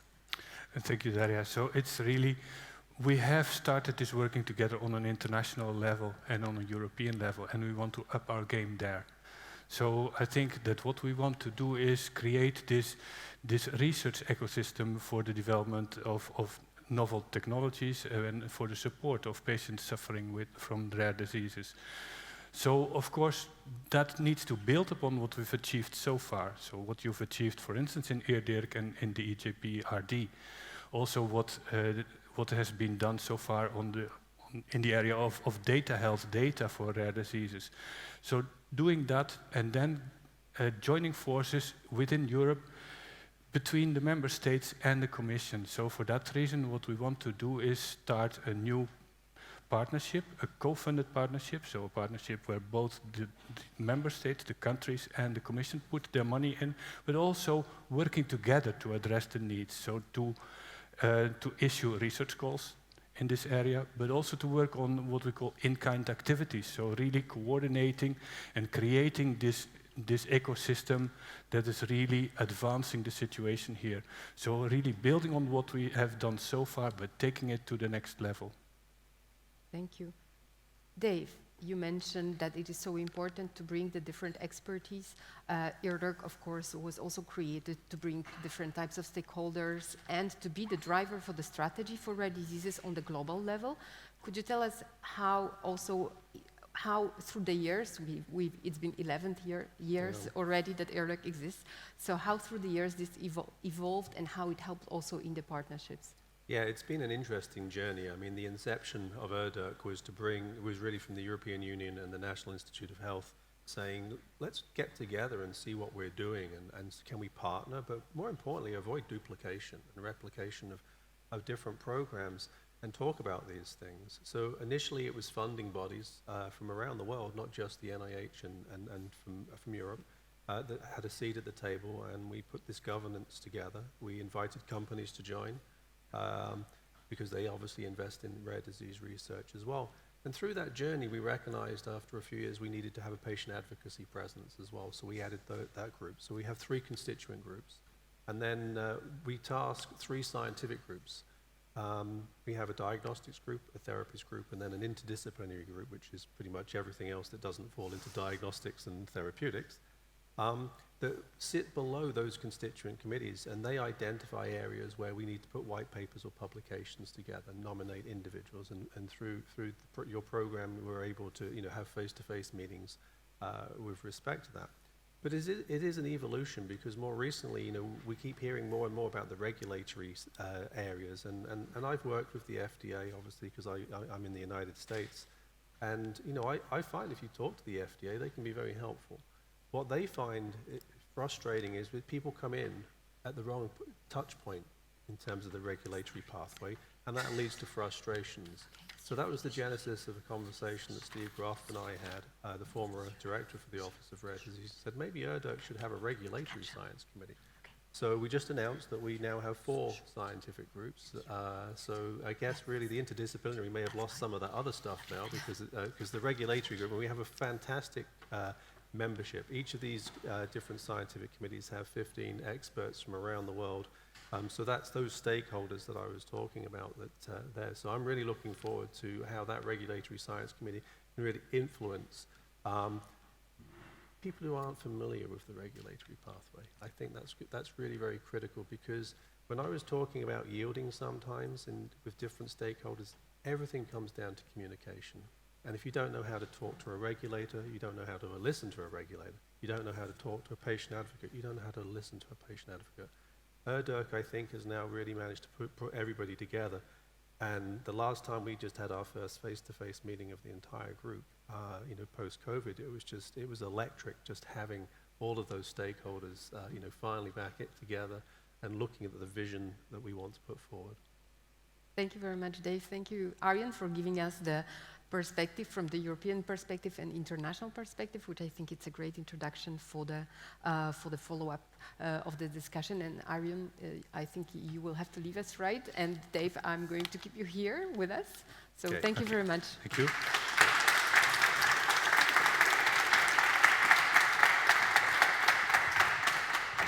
Daria, what an interesting discussion there. I really like the positive input there. Let's now consider another poll. Take to your Slidos, please, within this room and online for our next poll. The question to answer, please. What should be the main priority in setting the agenda for future partnerships in rare diseases? Should it be enhance multi-stakeholder cooperation to align different needs of the rare disease community? Or perhaps you think combine the community's expertise to feature an entire value chain approach is the best point? Or perhaps leverage public funding and private investments to develop more public-private collaboration? Or do you think the priority should be develop platforms to match experts searching for knowledge sharing? So please vote on that here in the room in Brussels and also online. And while you're voting, I'd like to invite some more panelists to come and join Daria on the stage. Please come up now. We have Magda Klebus, who is the Executive Director, Science Policy and Regulatory Affairs from FBIA. Welcome. We have Maciej Gajewski, the Executive Director, Head of International Government and Affairs from Alexion. I think you've got a fan base here. I think I do. Right. Nathalie Seigneuret, the Senior Scientific Project Manager at IHI. And joining us online from the magic of the ether, we have Dimitrios Athanasiou, the board member from the European Patients Forum. And I hope we'll be able to see Dimitrios on our screens. Welcome to you all, and back to you, Daria. Thank you. Thank you very much. So can we see the results of the poll? Aha. Okay.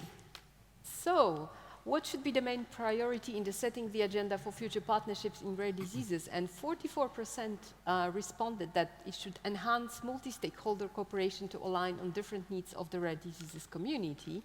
And as the second, to combine the community's expertise to feature an entire value chain approach. So I think that the partnerships are a key here, obviously. And so I would like to maybe hear short 1-2 sentences of the first reaction from all the panelists about this question. Dave, if you want to start. Yeah, well, I think all of these are important questions. And I think, I'm known as say it as you see it. I think the reason the ones that came up the top there is because that's the ones where you're trying to bring people together, force them together, because you're frustrated right now that you can't move things along. So yeah, we need to do more of that. Thank you. Magda? Well, if silos worked, we would know, right? We would have a lot of medicines, we would have a lot of diagnostics, and obviously this is not happening, which means that we need to change something in the paradigm of how we do research and development. And I truly believe in collaboration, including public-private collaboration. I would actually fold your third question into your first question in reality, because the ecosystem is the entire ecosystem, and I'm happy to elaborate on that later. Thank you. Maciej? I will just continue on the thought from Magda. I think, yes, we all talk about the need to collaborate in the rare disease space, and we have been collaborating a lot, but those silos still exist. So really putting people in one room and very different organizations, the industry, the academia, but also the public sector, the patients. I mean, that's the recipe for success if we want to move forward on the big challenges that we have ahead of us. Natalie? Being the last, I think I can only echo. There is Dimitrios online. You are not the last. I can only echo what has been said, but of course, I think in all the areas, and of course, in particular rare disease, we all note that the challenge is too big for everyone individually. So we need really collaboration and to tackle that together. Otherwise, we won't be able to advance the need or to the expectation that we want, or it will take years and years. Thank you. Dimitris, you are online.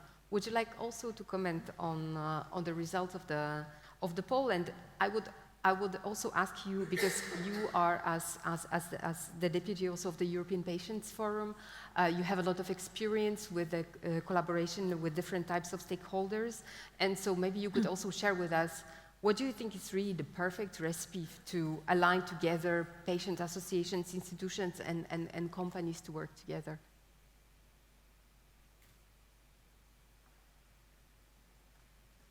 I think that we are waiting. We've seen him online, but... So maybe while waiting for Dimitris to connect back, Dimitrios back, we'll bring him into the discussions, but at the moment there seems to be a bit of a wobble in the ether. So perhaps can just continue. Okay. Thank you. So in that case, back to our panelists who are here with us. And so Magda, you mentioned that you would like to expand a little bit more on the importance of the also public-private collaboration in the ecosystem, and more specifically, also, maybe you could tell us how FPI is encouraging the cooperation and the partnerships in the field of rare diseases. Sure, so it wouldn't be a surprise that I want to talk about public-private collaboration, since we are doing this for the last 15 years with the Innovative Medicines Initiative and the Innovative Health Initiative. And Nathalie can very eloquently say a lot about the activities, so I would not touch that point. But I think that, when we were, and I'm very much inspired by the previous panel where the discussion was about, what do we need to do? What are the areas of research? Do we have already crowded spaces? Do we have not crowded spaces? I think that in reality, development follows science. And where there is no science and no translational capability, then you can have the best incentives in the world, you are not going to move with development, because you need to have the science and you need to have the translational capability. And I think that that's where I see the role for public-private collaboration in Europe, and not only in Europe, everywhere. That's where we can bring value by supporting translation and development. And I think that there is a big role for public-private collaboration in Europe to support development of those new therapies, new interventions for the patients. The way we at FPA see this is in two ways. First is pre-competitive collaboration. How do we actually bring different companies around the table and create a pre-competitive space for them so that they can share their vulnerabilities, the problems, that we can see if we face the same barrier, what do we need? And the second, to open those vulnerabilities to the public side and to bring on board, or rather to be invited by the others, because it goes both ways, for collaborations. We typically do that in the context of the Innovative Medicines Initiative, but we are very open to other types of collaborations. And I think if in every funded tool in the European Union, be it the Future Partnership on Rare Diseases, EJPRD, European Reference Networks, IMI, collaborative research, we had the possibility to craft these public-private collaboration spaces. I think we could accelerate and enable and de-risk much more research than what we are doing now. Thank you, Magda.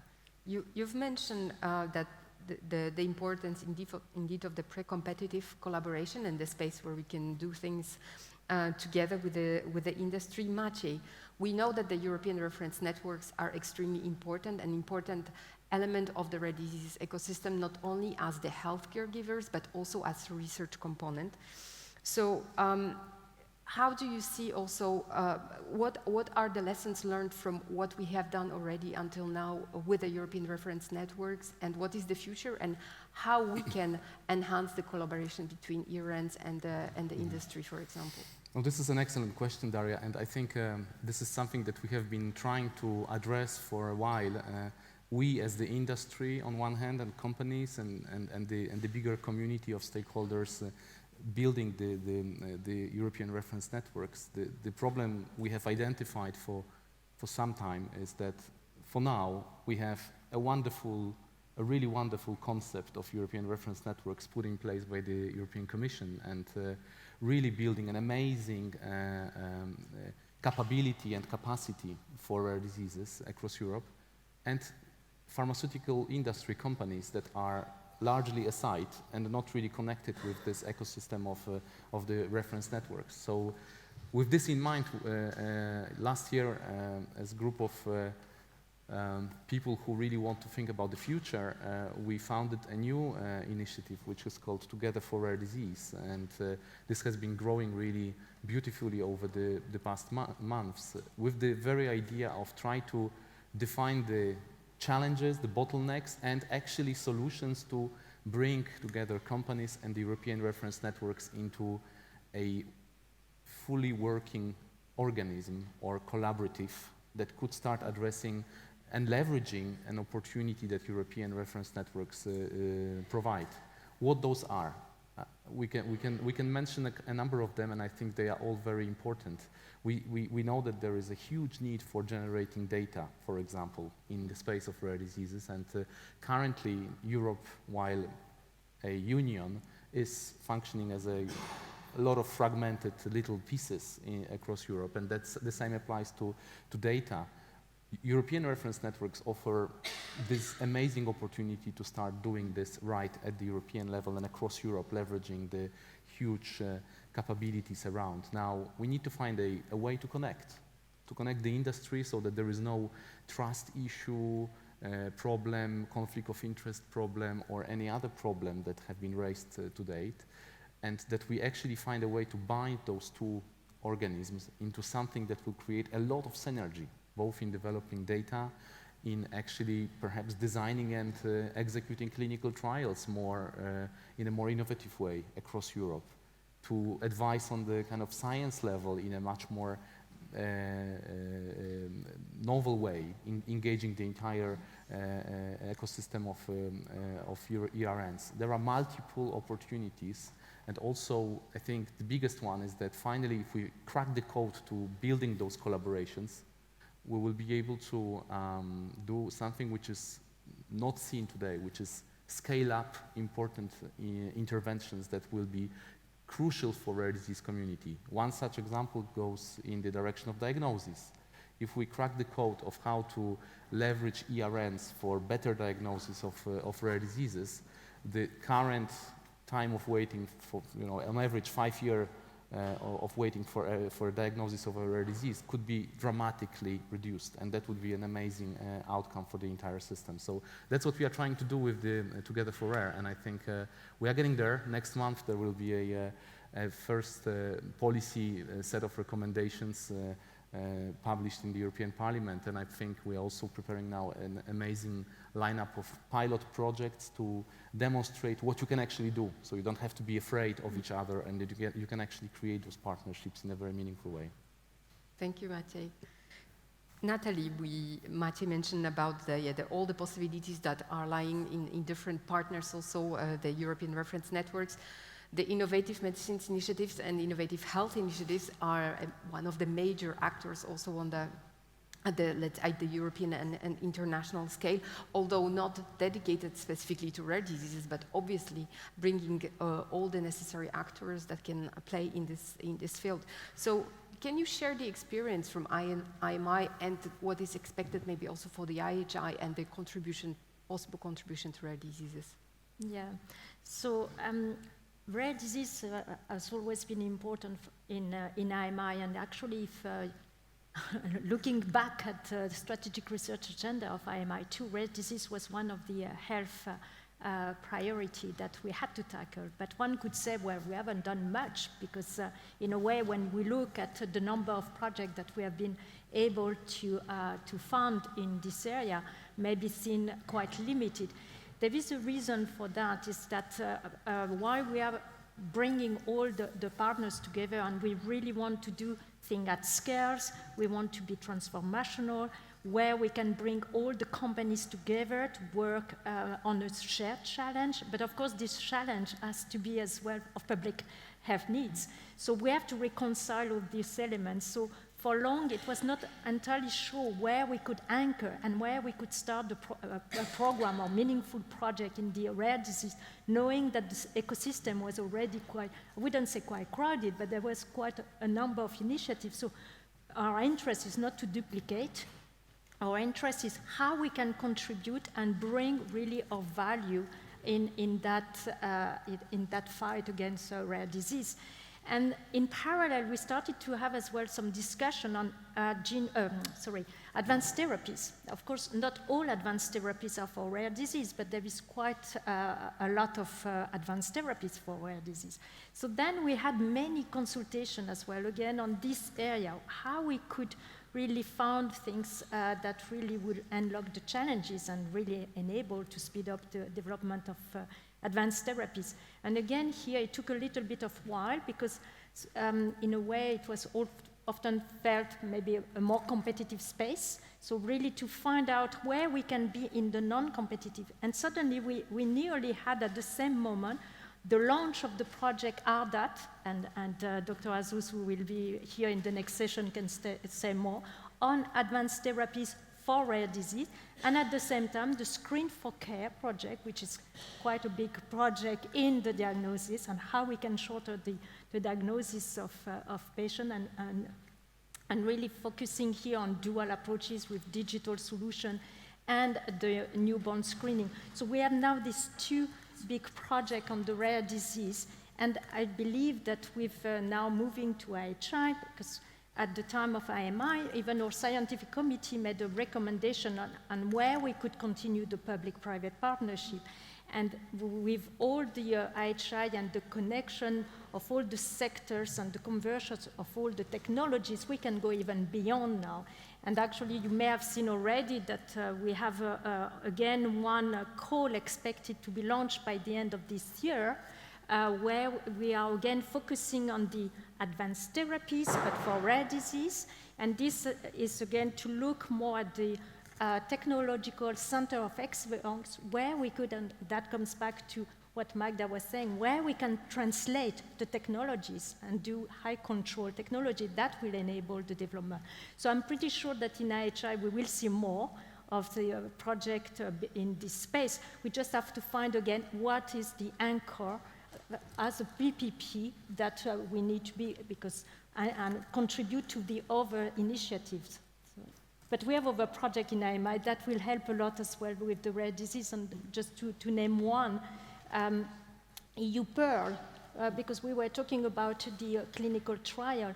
EU Pearl is really working on the platform trial, integrated research platform, and they are doing one case studies in neurofibromatosis, and if that can be replicated in a lot of rare disease, can really help as well the development on clinical, and that will be linked as well with ERN, hopefully as well. So I just whispered to Daria, maybe I'll take that question and, a different perspective, really reiterating much of what's been said, but I'll boil it down to 3 words: trust, patience, and focus.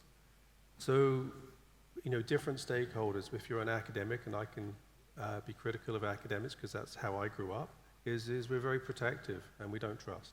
We have to publish, we have to get grants. Companies, obviously, they have a very different perspective that the academics like myself would not have in terms of feasibility, how to get something across the finish line. I mean, we've all heard of the valley of death, and if any academic thinks that they understand that, then they really are probably, they should be looking for a job, I guess, in the industry. And then focus is that, when you start these partnerships, you try to think so big. Any partnership result, we should really focus on what's the one project that we can get done to build that trust, be patient and get something across the finish line, and then we can go bigger and bigger and bigger. And then this gets to what I was saying before, if there's 10,000 rare diseases, you can't do them all, and you can't have expertise in all of them. So, you identify, it's really like a dating game in some respect, if you think about it. It takes some time to get some trust, and then, then maybe you go further along with the date. So that's really what I think that we should do, but focus is really very important because resources is not being mentioned. Assets and resources are so critical to any project, particularly in rare diseases, and I think we can be so wasteful sometimes if we try to be too big, try to chase so many different things. And then the last piece there is in my field, but it's so relevant to every field. What we do a really bad job of is if we explore a compound or a therapy in a dish or in an animal model and it doesn't work, we don't report it. Mm-hmm. There's a wealth of information. Probably 90% of all of the research that's ever done never reaches the public domain. So we need to get the data from health systems and do the analytics and things like that. But I think from the research perspective, if we could just do this, I mean, I'm known as the Oracle of Batten disease because I had a large research program in that. And people call me up all the time, hey, did you do this? Did you do that? I'm like, yep, didn't work. Don't waste your time on that. So I think, and that's the type of trust thing, because most academics might not actually say, no, we did that, let them try that, let them try that, and then that's a waste of resources. So basically be patient, earn trust by, sharing things, and then, basically be patient and share and focus on the problem at hand. Thank you. Magda, you wanted also to comment? Yeah, no, at first I do completely concur with everything you've said, but probably everybody here, right? So it wouldn't be a surprise. But I think that when we launched, so with EuroRDs, we said earlier this year, we need a moonshot for rare diseases.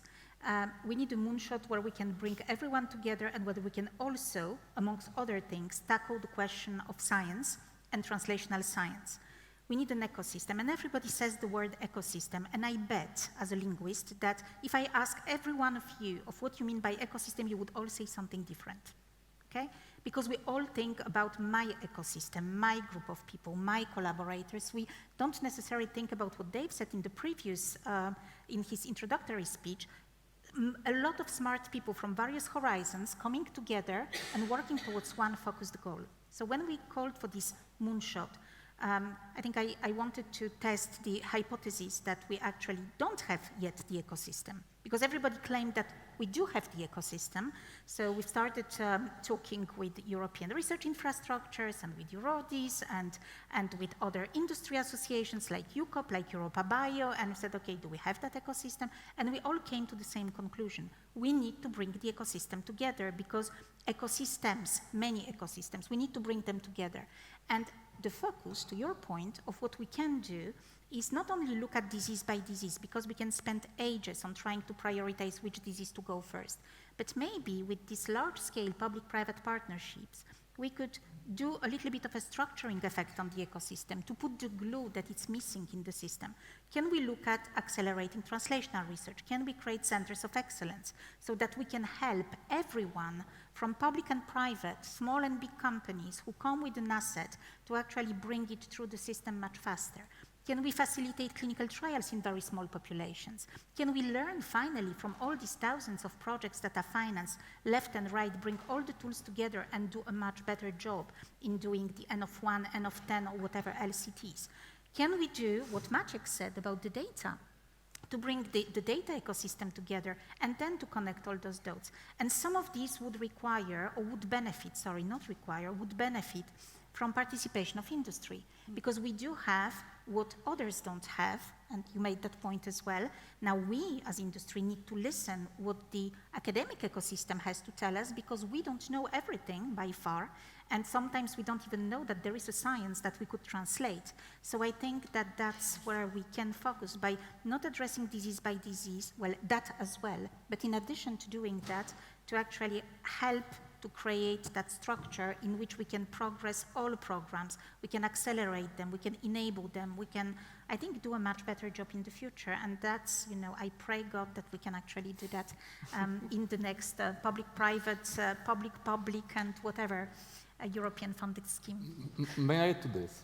So the question about, can you, as a person with multiple hats, but also a deputy and representatives of the European Patients Forum, give us, you know, like the perfect recipe according to you to what should be the collaboration between patients, industry, and academics?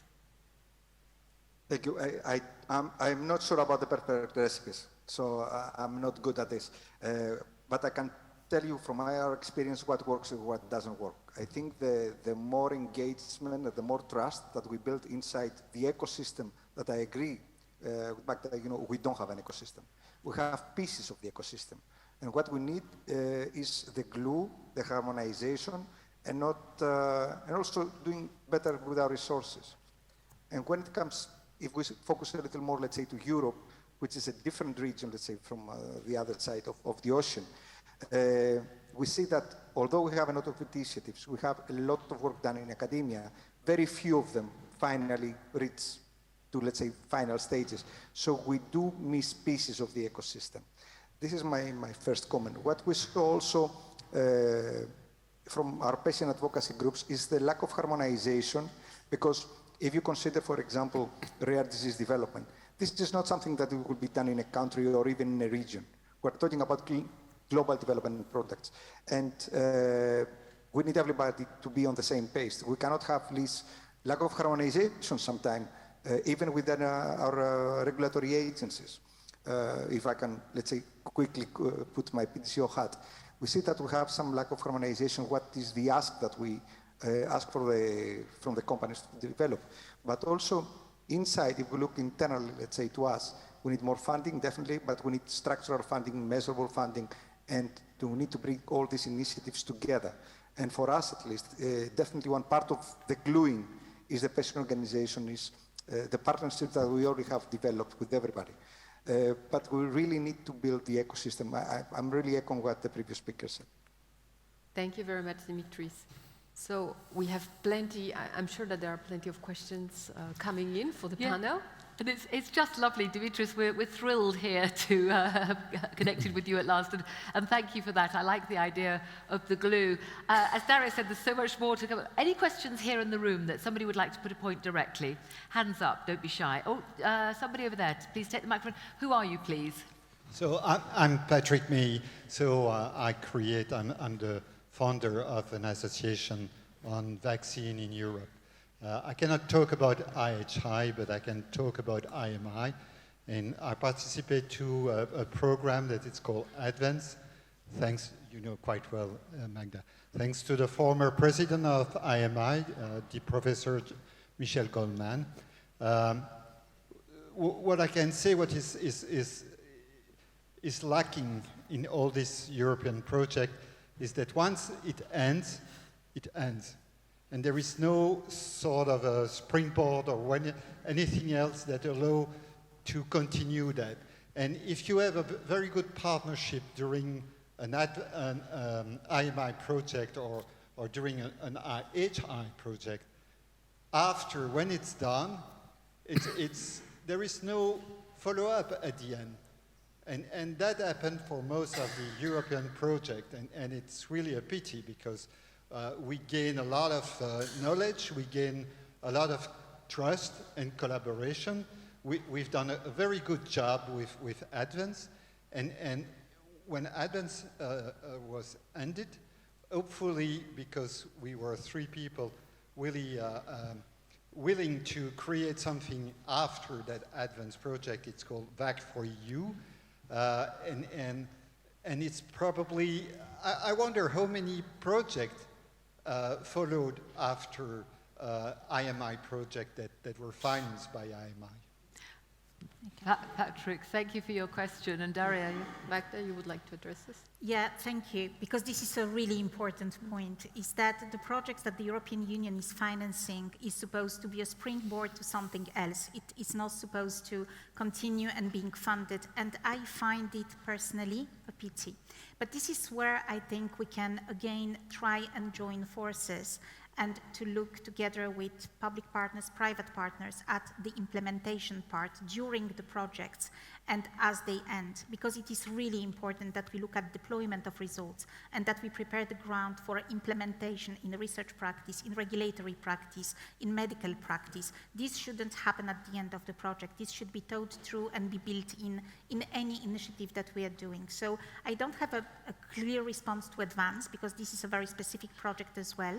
But in general, and I think that's what we would be doing in IHI, we've even put a guide on scale-up, deployment, and sustainability for applicants so that when they build their project, they already think about what's next. How to deploy knowledge, how to deploy infrastructures, how to scale up the infrastructures and how to use them. And maybe we can do something with the JPRD. Maybe we can fold them in other projects. So I'm very, I think everybody now recognizes this problem. There is probably not a simple answer to that, but we at FPA definitely look at it very, very carefully. So thank you for raising this. No response to you on Advance, but definitely an important point to take forward. Thank you. Nathalie, would you like to comment?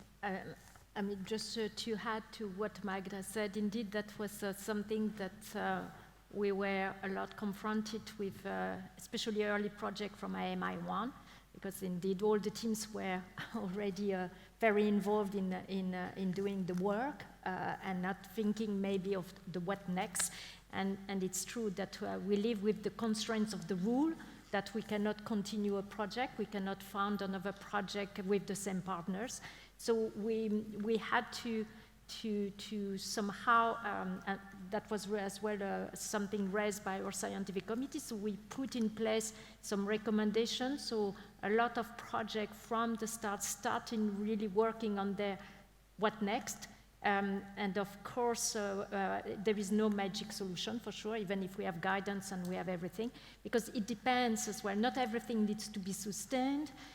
Things can be sustained in one way for one project, but may not work on another project. So it's a little bit how each of the projects need to define what will be really of value that needs to be maintained, or needs to be scaled up, or needs to be implemented. So it's really strategic and nearly business to define of each of the result outputs, how to make really the impact of these results afterwards and how we continue with that.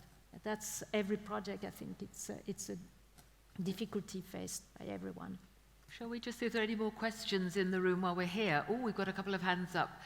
Gentleman there and then a gentleman at the front. Could we keep them quite brief so we can try and pack a lot in? Thank you, Mr. Chairman.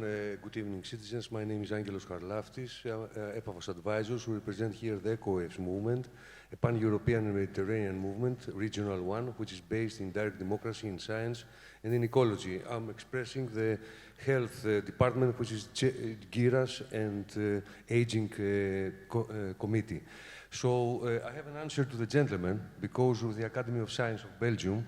We have a cooperation with Dr. Michel Djurdjevic, and he made a study during 2017 under the Commission's blessings, and the study was proposing what is going to happen to all these projects, because they are not only from your field, they are all the sectors which they have the same problem. So the study was made, the proposals were given, but the Commission hasn't responded yet about this study. Thank you very much. Thank you for that point. I think we'll just leave it there and let that lie for the moment. A gentleman at the front here had a comment or a question. We are running a bit tight on time for this now, so if you'd like to keep it brief, a comment or a question to our panel. All right, sure. Well, my question is to all the panel, actually. I want to ask you, Dr. Pearce, you mentioned when initially you had 7,000 rare diseases. Now you're addressing 10,000 rare diseases. At the same time, we've also heard the case of having to make choices. So I want to ask the panel at the background, the next European partnership, what is something new that the partnership should address, but also what is something that no longer needs funding? So if that can be concrete, I would be quite interested to hear what that is. And if I may, if there's time, Dr. Julkowska, as the coordinator, I would also be, of the European Joint Programming, I would be curious to hear your response to their answers. And briefly, you are from?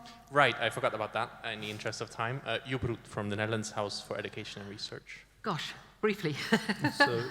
So you called me out in person, so I'll jump in and say, yeah, what do we need to be paying attention to right now? So a new initiative, I mean, shame on ERDC if we don't try and stay in front of things and anticipate the needs of the rare disease community. So at our recent meeting, we had a very spirited discussion on newborn screening. Newborn screening, ERDC, we have representatives from the entire globe. Culturally, newborn screening is viewed very differently in North America as opposed to Europe, South America as opposed to Asia. We need to get in front of how do we actually apply and understand the significance of newborn screening, because obviously, you know, if you get your cell phone out, you're all going to have your genomes on there within the next few years if you want. Newborn screening is going to be so critical for diagnosing rare diseases, but you have to be so careful. What if you do newborn screening on a little baby girl and she has a BRCA1 mutation? What do you do with that? So the purpose of newborn screening would be to identify, you know, ultra-rare diseases, debilitating and diseases like that, but the ethics on how we respond to do this is going to be critical with how we advance. And I think as a community, we know there's no answer to what I just told you, but we have to be aware of it and start thinking about how do we deal with that massive information, and more importantly, as I work at a health system, how do we educate a health system to actually utilize that information in a smart way? Thank you. We are running out of time. Yes, were there other parts of the question that was anybody else was going to pick up on? I think it was directly to you. Well, it's about the European Joint Programme on Rare Diseases. Well, I can answer, but maybe I can, very quickly in terms of the what should be done, what shouldn't be done by the future partnership. What I can tell you, and maybe it's surprising, but from the first day of its existence, the European Joint Programme on Rare Diseases has implemented a sustainability strategy and the evaluation and the future business plan. So everything that the AJPRD is doing is being evaluated in terms of if it is needed or not. And the first and the most important thing is that we collaborate with the users. So it is user-driven. And so, of course, maybe not everything that AJPRD is doing today is going to be sustained in the future partnership, but I think that there were bits and pieces of things that we could already imagine that will be part of this future partnership. Thank you very much, Daria, and thank you to you for moderating the panel, to all the panel. Please join me in thanking our panel, but stay with us.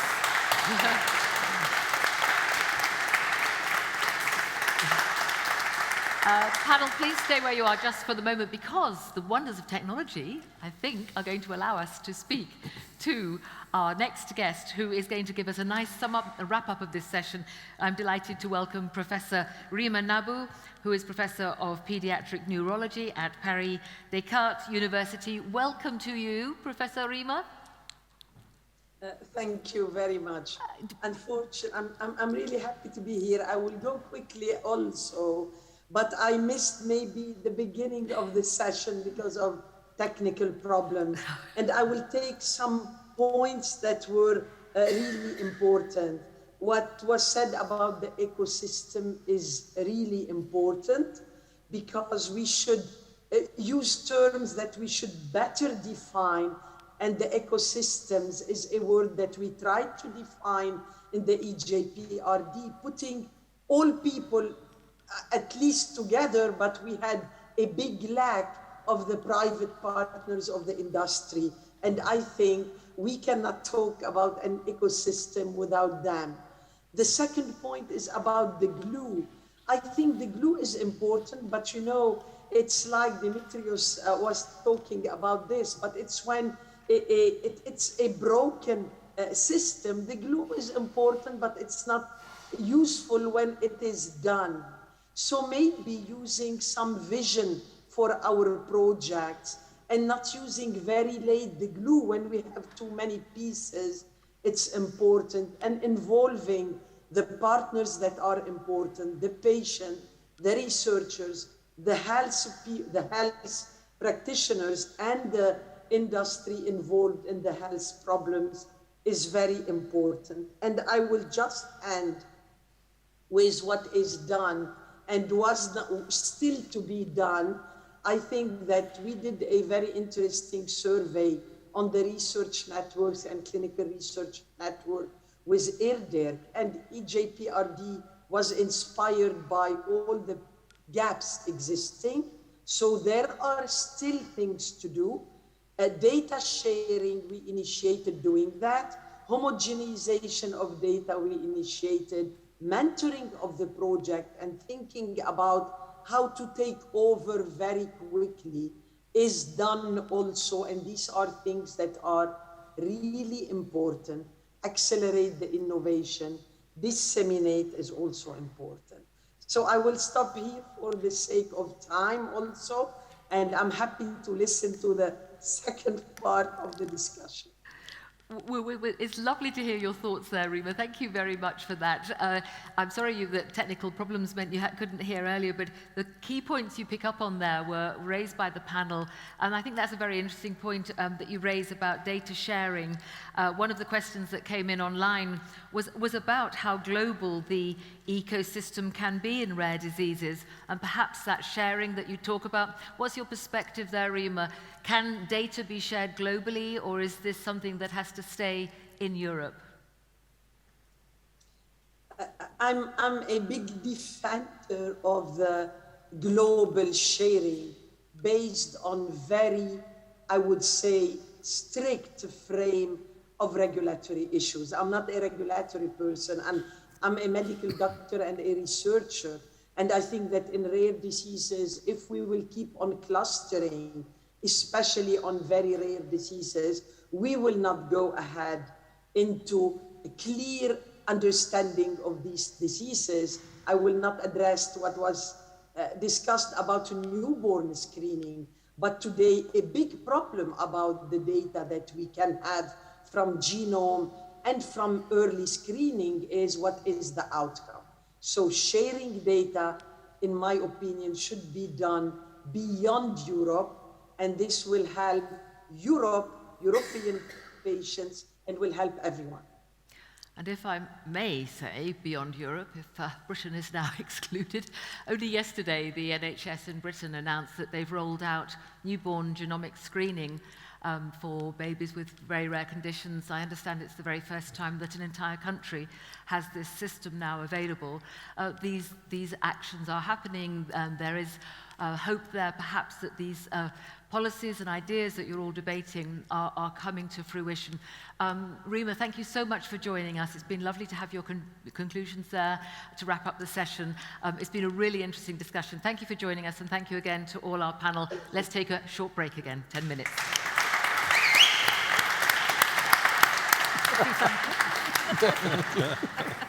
Back in 10, please. Welcome back. And thank you for all the questions and comments that have been coming in on the Slido app. Again, anyone online who wasn't with us earlier, make sure that you use the QR code, which I think you could find somewhere. And you can get onto the Slido, put your comments and questions in for our speakers, and I hope that we'll get some interesting comments about what we've been hearing today. There it is again, the QR code. If you hadn't already found that, make sure that you are signed up. So welcome back to our final session of the afternoon. We're going to be looking at innovation. And of course, you'll know that so much has happened in the last couple of decades in the rare diseases space. Some 200 products now available to help those with those rare diseases, and so much happening in that space. But of course, it's not always the solution. It is indeed a rarity that the first product to market is going to be that solution.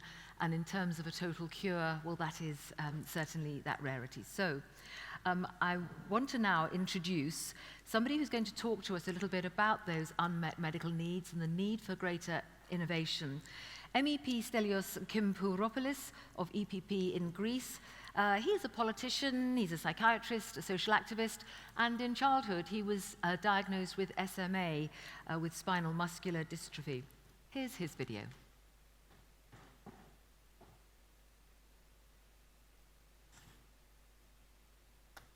Thank you so much for this invitation. I'm very sorry I'm not able to join you today on this very important discussion, but I'm happy to offer my strong support to this event and present my view on the topic and specifically on how I envision the rare disease ecosystem to evolve in the next 10 years. It is true that up to this day, the development of orphan medical products is not covering all therapeutic areas.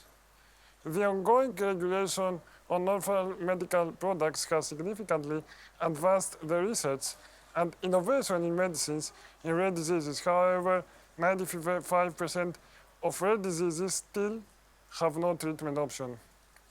In addition, the COVID-19 pandemic affected massively the development and accessibility of medicines for rare diseases patients and pushed back research.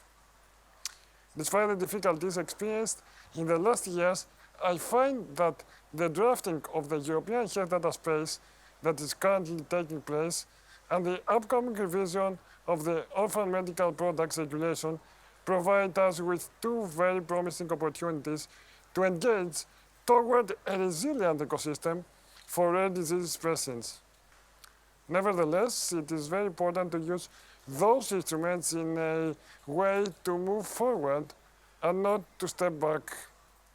The European health data space should address all the existing gaps on data collection, protection, and sharing while not restricting the information available and finding the right balance between data access and privacy. On the other hand, the Orphan Medical Products Revision should try to give more incentives to the companies to invest more on rare diseases and to establish better collaboration with the national governments.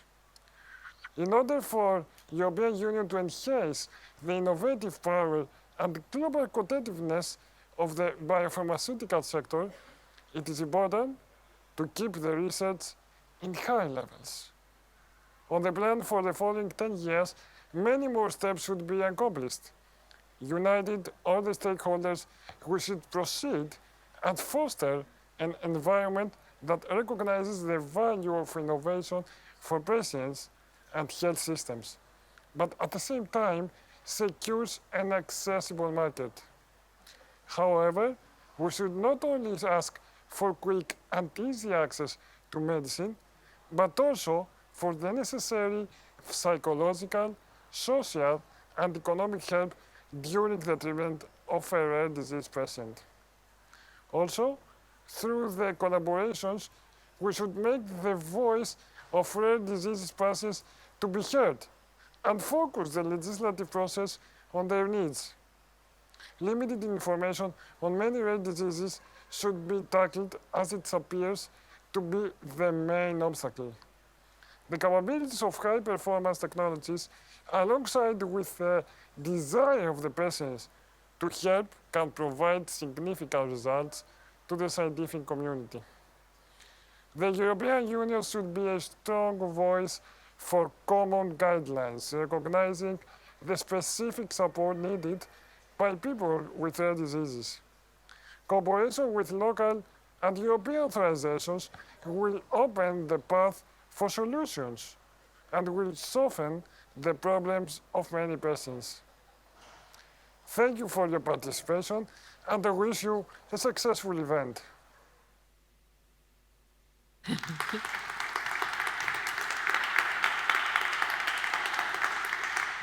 And again, Stelios picked up on some of the points that have been raised over and again. Investment, collaboration, working with governments, being heard, and the EU being a harmonizing goal for common guidelines. So, to discuss how innovation might be taken forward, please let me invite to the stage now Dr. Claire Scantlebury, who is the Director General of Europa Bio. Come and take a seat next to me here.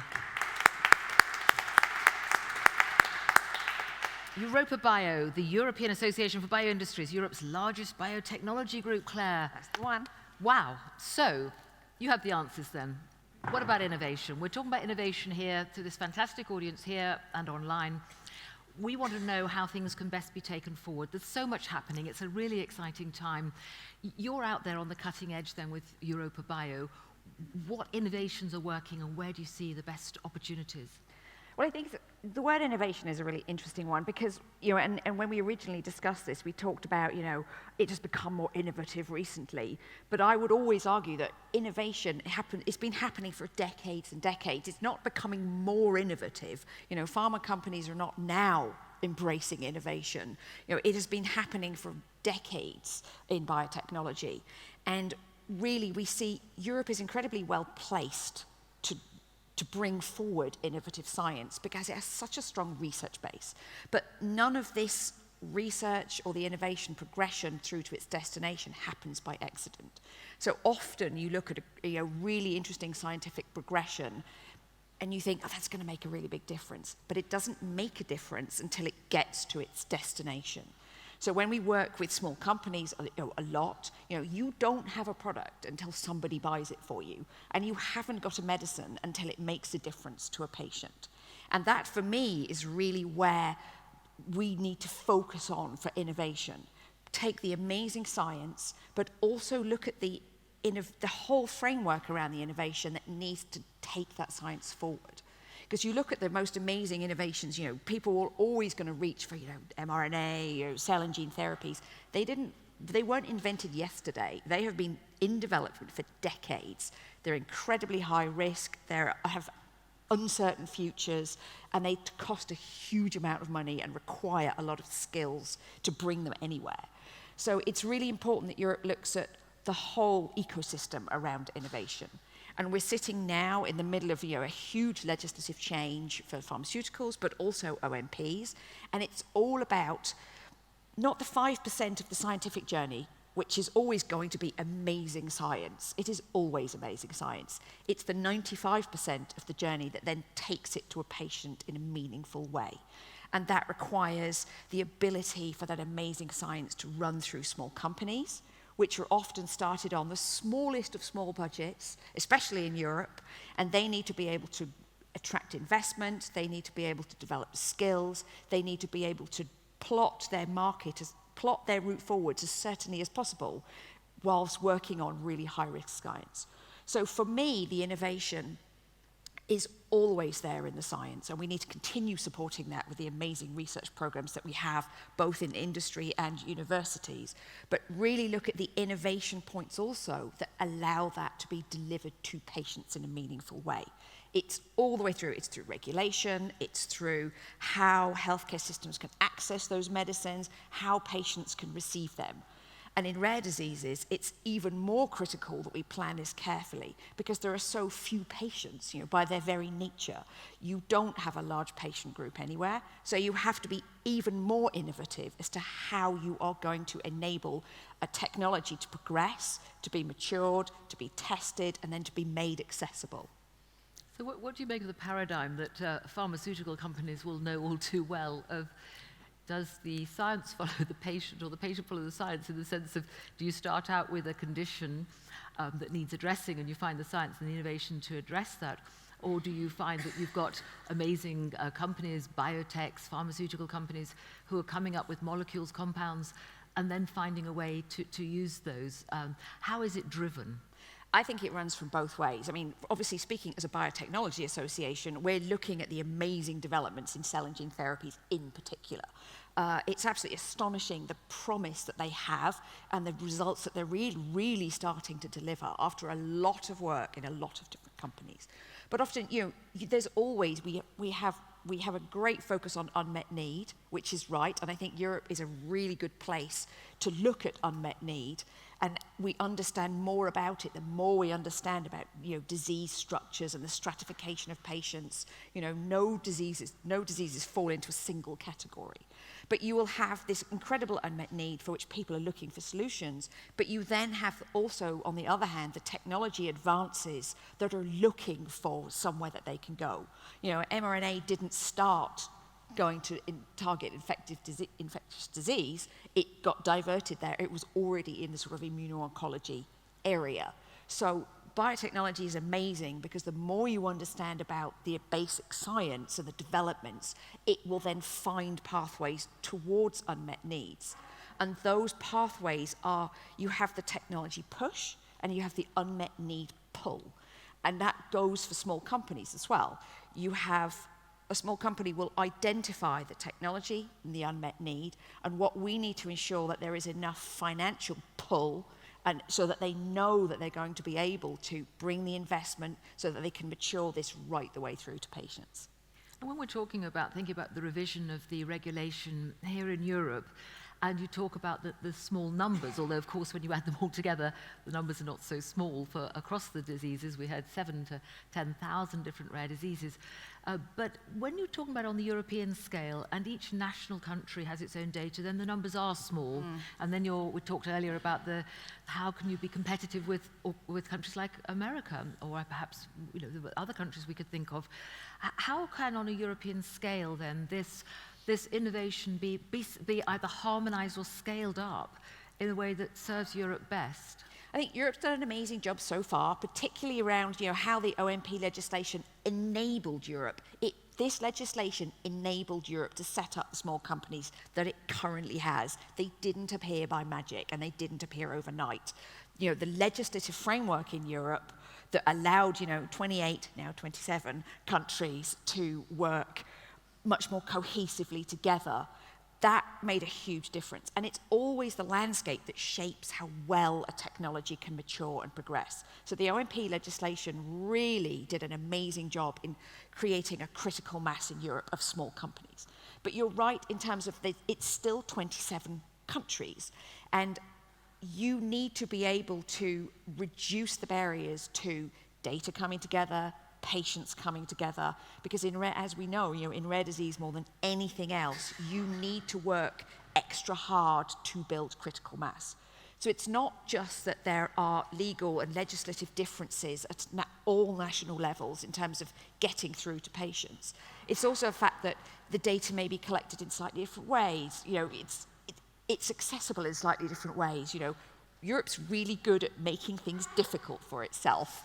And I say that as a proud Belgian, because Belgium excels in making things complicated. But it also has the capacity to reduce that fragmentation. And we have the power to do this. The science doesn't have anything to do with this. This is how we, as Europe, bring this forward in a much more cohesive way. And you touch on regulation, GDPR, all of those things, but I hear from patient groups that actually, if you ask the patients, they say, yes, use my information, use my data, use my results.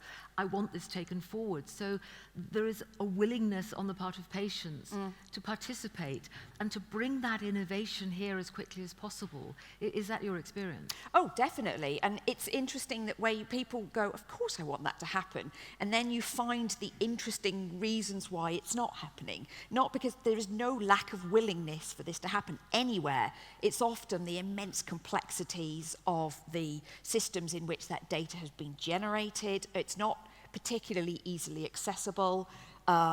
You've got ontology factors to bring into account, but you've also got very long-standing historical, national ways of legislating, collecting, archiving, making accessible. This is a lot of actual manual labor to get through to enable that data to come together. It's not about just sharing stuff in an Excel spreadsheet from one place to another. And in this room and online, there are some amazing brains like yours on innovation. So I'd like to give you this little crystal ball here. And here you go, look into it. What innovation do you see or you would like to see in that crystal ball that is going to make a difference in this rare disease space? It's probably not, I wouldn't pick a scientific innovation to put there. The innovation for me is in the European landscape. What I would like to innovate is that all 27 countries within Europe, plus our associated partners, plus countries with which we work closely, being able to do things as a single organism in many ways. Even though things might be very different at a national level, finding a way to create the magic together. I would never pick a single science and go, this solves everything. It's our power as citizens of Europe to actually overcome all of the barriers to access to these science, growth of these science. So that's where I want to see the innovation is true alignment that still reflects national requirements and priorities, but doesn't then hinder the flow of knowledge and that can be used to develop a medicine through to the patients. Wow, that's a big wish. It is a big wish. Well, thank you for laying that out for us. It's fantastic to get your perspective on that. Thank you so much for joining us, Dr. Claire Scantlebury. Thank you very much indeed.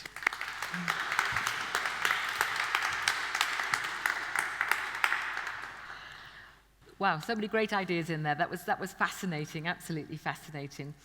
So now we're going to run the next poll. And to run the poll and to talk to another fantastic panel, I'm delighted to welcome Adam Hutchins, who is the Managing Director of Dolan, a consultancy specializing in rare diseases, strategic pricing, and market access. And just ahead of the poll that Adam is going to run, let's invite up his panel to join him here on these seats here. We have online, no, yes we do, Dr. Home Grassner, coordinator of the ERN R&D. Hooray, he's there. And I hope in here we have Professor Mimoun Azouz to come and join us, Chair of Translational Neuroscience from the University of Sheffield. And we have Dr. Orla Galvin, Executive Director of EFNA, the European Federation of Neurological Associations, and also Dr. Anita Hill, VP, Global Medical Affairs Lead, Hematology and Nephrology, Consultant Clinical Development at Alexion. So, over to you, Adam, to run your poll and to speak to your panel. Welcome. Thank you, Sue. Good afternoon, everybody. The title, the ambition of this session now is, how do we navigate the rocky road towards innovation in rare diseases? And given the massive unmet need in rare diseases, it seems to me it's not enough just simply to navigate that rocky road. We need to be putting the pedal to the metal and accelerating down that rocky road whilst trying to avoid scientific speed traps and policy pedestrians, if you will. So, if this is what we need to do, we have on this panel the innovation equivalent of Formula One drivers. And in a second, I'll be asking them for their driving tips as to how we can increase that acceleration. Before we do have a poll, and if we can bring up the poll on Slido, I'll just tell you what the question is that we want you to answer. So, which of the following objectives should an innovation model for rare diseases in Europe aim to achieve? Are we looking to define areas of high unmet need and tailor incentives towards them? Are we looking to prioritize and reward only breakthrough innovation? Are we looking to provide a balanced approach towards incentivizing R&D in rare diseases? Or are we looking to enable timely and adequate access to orphan medicines? Clearly, these are not mutually exclusive, so I think you can probably pick more than one. Please go ahead and vote. Take care in your answers. It is going to be legally binding on the Commission. So let's see what you think.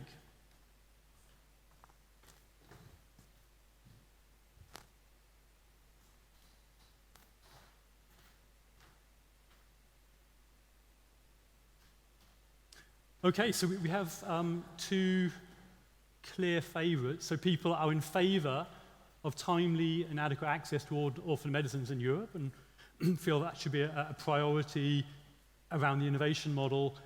And we think that we need to provide a balanced approach to incentivising diverse R&D investment in rare diseases. There's very few people who think that we should only be prioritising innovation or incentives towards breakthrough innovation, with which I would concur. So let's turn to our innovation experts, and if I can, I'd like to start with Mimoun. And you have many decades of experience of researching and developing treatments in rare diseases. From that perspective, what have you learned about how we can accelerate our pace down this rocky road towards innovation? Thank you. Thanks. I think a great progress, a promising progress has been made in the space of rare diseases, and some of these examples progress because the majority of rare diseases are inherited genetics. Programs of genetic screening, we heard about that because that is very important for catching up these patients as early as possible for treatment delivery. Natural history programs, patients registry, they are very important for treating, in particular, rare and ultra-rare conditions, because when you have small clinical trials, you need that natural history to compare to the data emerging from clinical trials. Many emerging technologies are coming up, and it's really, I am pleased about that. But moving forward, I think we are talking about a sustainable and resilient ecosystem in this space. What would be really nice to do is a gap analysis. What is missing? What are we doing well and what we are doing less well? And based on that, we can move forward, establish a mechanism, a strategy, a vision moving forward. There are many technologies, and one of them because the majority are genetic disorders, gene therapy provided some remarkable success stories. But it's not enough to cover the 7,000 or 10,000 rare diseases. What is ideal is to establish a platform to enable that, especially when we use similar technology to treat these rare diseases. And this platform can be specific to a technology that can be expanded easily through a mechanism to other rare and ultra-rare conditions. The other thing that I want to mention moving forward, and this is taking us back to the platform, is critical harmonization and standardization. We are talking about, for example, harmonization and standardization of assays, to characterize the products going to clinical trials or to the market. An example of that is the IMI program RDAT looking into this, and this is a very, very good example. The other thing is coordination. Coordination is key for, I would love to have mainly the second answer or bullet point is balanced and coordinated approach to pushing forward the promise in R&D activities. I want to finish by the final point regarding ultra-rare conditions. It's very challenging to commercialize therapies for ultra-rare conditions. You can have very promising therapy developed through discovery all the way to clinical trials, phase 1 clinical trials. But what is next? Because to take it to the market, you need a commercial entity to take it to the market. So we need a policy, we need a sort of a mechanism how we can sustain that success in ultra-rare conditions. Okay, thank you. That's super interesting, and I think it's given us a lot of things to follow up on shortly. Maybe before we do, I could just ask Orla, you've had experience as a scientist, as a patient advocate. From your perspective, and from a sort of clinical scientific perspective, how do you see that we can sort of accelerate innovation in rare diseases? So if we were to take maybe the second point there, and if we were to invest in the ability, as Claire mentioned earlier, to share data, to share resources, we come back to her point around the fact that a medicine is not a medicine until it has impact. Think how many million people could actually have therapeutic intervention now if they could be simply identified. To whoever potentially an individual with that 5% was, when we talked about only looking to curative treatments, diagnosis is so important for people living with rare diseases. It's not just about having a curative treatment, it's about access to any sort of resources such as health benefits, but also habilitation, rehabilitation, managing their life. It's about, as you mentioned, natural history studies, being able to understand your prognosis, being able to be prepared for the life that you're going to live, either yourself or if you're a parent of a child living with a rare neurological disorder as well. So there's a huge amount of innovation that could take place now, but it does require that collaborative approach. It does require sharing that data, and it does take those who work at the European level to work together, because what we have heard repeatedly today is that silos don't work. National initiatives can only get so far, but unless Europe works as a whole and united, it's going to repeatedly fail the rare disease community, and in particular, speaking for the community I serve, the rare neurological disease community as well. Mm-hmm. That's a nice segue to maybe bring Anita in, because I know, Anita, you are employed by Alexion, and Alexion have 30 years of experience developing rare disease medicines with some signal successes. And you've had the interesting experience of being a researcher in the NHS who collaborated with Alexion during the development of some of their products, and now you're on the other side. How have you seen that, that collaboration between different stakeholders work in practice? Thanks very much, and firstly it's great to be here and to hear the passion in the room from the whole day. It's been fantastic. So as you said, I've been working in rare diseases for over 20 years, and I was in the National Health Service in the UK for 24 years, and the majority of the time spent specialising in rare diseases. So I actually worked alongside the rare disease company Alexion for over 20 of those years, and led one of the national rare disease services in the UK. The word that you said was collaboration, and we've heard that said a lot today already. Collaboration, partnership. This is how we get to where we are and how we have been able to have life-transforming medicines for patients. So as everyone has said so far, it's that collaboration and partnership that we need to go forward and together. The example we can give going back 20 years is we had learned when I was on the clinical side that Alexion had developed and were really unlocking the potential of the complement system and developing transformative medicines, and how that could work in certain rare diseases. And we were the first to try and explore it in a hematological condition. But this is where innovation can't stop when you talk about acceleration but continuing growth. We found it was transformative for one disease area, and that was in hematology. Now there are other hematological diseases that are also benefiting. But then we went across the specialties and found that there were many diseases in nephrology and also in neurology where the complement system plays a role. And it keeps going. There's ophthalmology.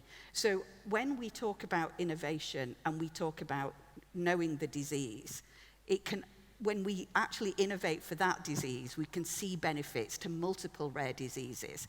And this is why innovation shouldn't stop when we've ticked one disease off. As well as that, even in one disease, one size doesn't fit all. And I saw that phrase on a slide earlier as well. One therapy doesn't suit all patients. And in the disease area I was managing, there's a very rare population of patients who have a genetic mutation, which means the drug won't work for them. So we can't leave them aside. We have to continue innovating and finding therapies that will work for those patients in which it might work in 95%, but not in a very small percentage. And then patients tell us the impact of the treatment, what's missing, and that's when listening to the patient, hearing what they think is the unmet need, not just what the clinicians feel are the unmet needs, means we keep driving innovation forward. So I hope that shows how it's not just one disease, but we impact so many more diseases by innovating in one disease area. Thank you, Anita. Perhaps now I can turn to our panelist who's joining us virtually, Dr. Hom Grasser. Hom, according to your biography, I saw that you're leading a Horizon 2020 project with the title Solving the Unsolved Rare Diseases, which I think is exactly what this session is about, and it's a tremendous title. So if it's not too tough a question, how do we do that? Yeah, thanks for the question, and first hello from Tübingen, and thank you for inviting me for this quite exciting panel. So we do it based on the European reference networks. So we have been involving 6 so far, and have been collaborating in a huge network of more than 200 clinical and basic science groups. And then, in order to solve unsolved rare diseases, we do a massive data sharing effort, and we have done that already and succeeded in it. And using this data sharing, the data we have now available, we do have a reanalysis using cutting-edge reanalysis tools, and we apply novel omics technology. So for validation, the new variants which we have found in the genome. So that's very short how we do it. And can I just ask a follow-up question on that? Because I know there's so much sort of optimism about the potential role of ERNs in accelerating innovation. Is there anything that could be done either by policymakers or by the rest of the community that could help that process to go quicker? Yeah, I think there's one thing. So in terms of accelerating innovation, I think the one thing which is now really in discussion and needs to be addressed is the better integration of what has been done in the European reference networks into the national healthcare systems. So so far the work of the European reference networks, so the magic as it's been described, has been done on the level of the European reference networks, but it's starting to translate into a national healthcare system, but there needs to be done much more and needs to be integrated on a systematic and structural level. And I think once that's done, it's done, the innovation can also accelerate even more in terms of diagnosis, in terms of understanding diseases, but also in terms of having access to treatments under very homogeneous and harmonized conditions. Thank you. And maybe on that sort of segue, we've talked a bit about the science of how innovation in rare disease can happen. As we've heard throughout the whole afternoon, if we're going to improve access to medicines for patients with rare diseases, it's going to require good science, but it's also going to require good policy. So I wonder if, Mimoun, you have any thoughts about, you mentioned earlier about how cell and gene therapies have this potential, particularly in these ultra-rare conditions. What sort of policy barriers or incentives are necessary to allow that potential to be realized? Yeah, I mean, there are different mechanisms or policies that could help with this aspect. The first one is it's crucial to align the path from discovery, science in the lab, in the bench, discovery, all the way to commercialization. This is very, very important. All the way from discovery, clinical development, manufacturing, process innovation, clinical trials, and all the aspects, other aspects linked to that before we reach market authorization. And the second aspect that is really important, we mentioned several times the promise of cell and gene therapy for rare conditions. There is one gap, or the shortage of skills and training in some areas during this path.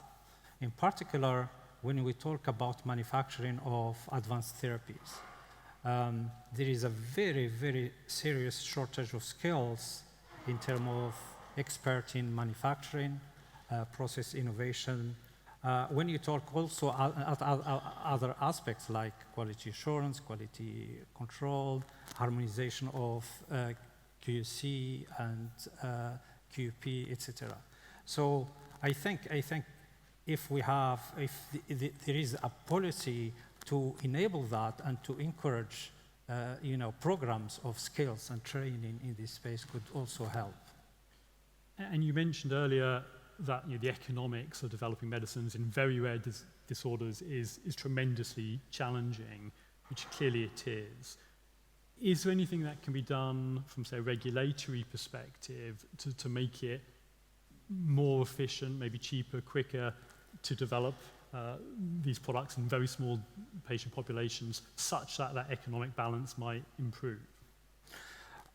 Yeah, there are things that could be done in terms of regulation, but it's also bringing us in terms of again to the coordinating effort and the close collaboration between scientists, clinicians, and regulators in terms of establishing these platforms where there is high similarities between the technologies used to develop therapies for this rare disease. Let's say, for example, a gene therapy based on adeno-associated virus to treat one condition that worked very well. What can be learned from that particular product to be expanded to extend to other rare conditions, and this will enable us to use, for example, a package of safety data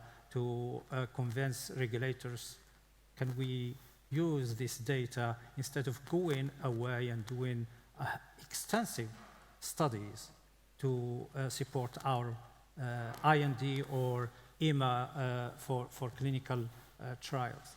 So there are things that can be done this way, but also in terms of innovation, there is room to, again, in terms of gap analysis, there is a huge gap in terms of process development, process innovation in gene therapy. So we can encourage efforts to develop processes that are less expensive and fast to feed the GMP manufacturing of clinical grade vectors, but also manufacturing of products for the market. Thank you.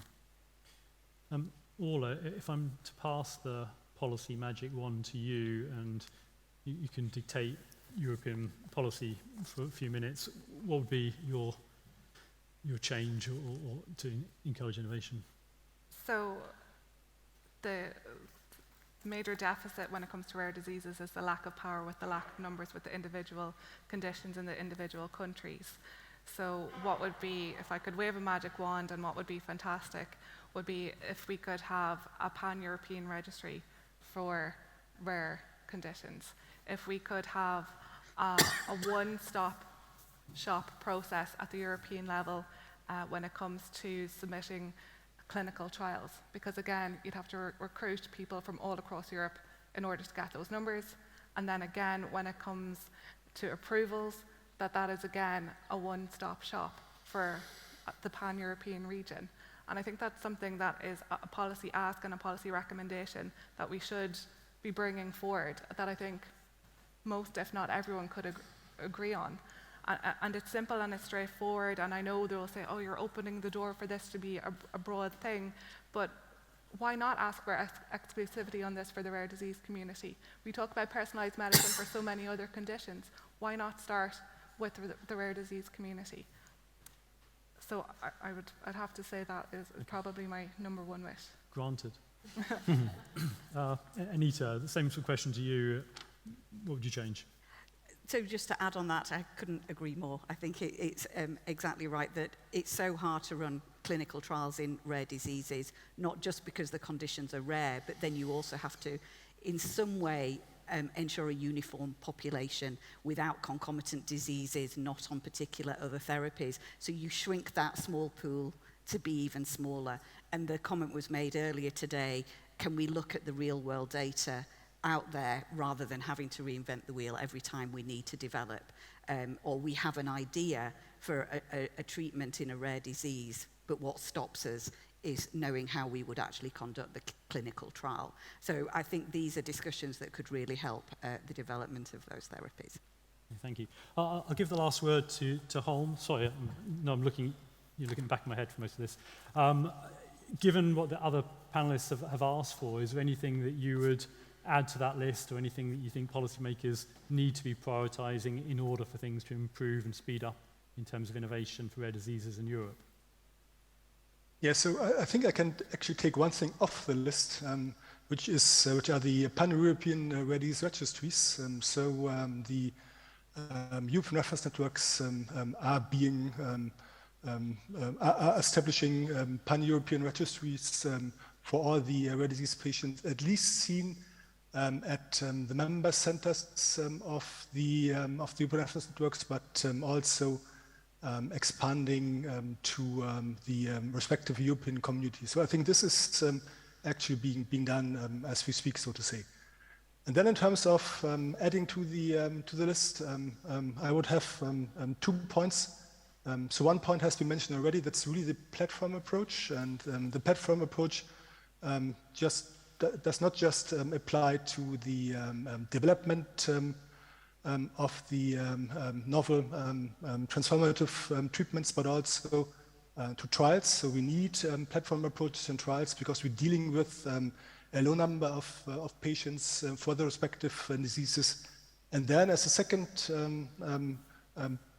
thing for the list, I really would like to these platforms then being applied for groups of very few patients, and even being applied to individual patients, so that we're able to develop mutation-specific drugs for individual patients, because that's, I think, a huge group which needs and which has such a huge medical need and is so far left out of the therapy development.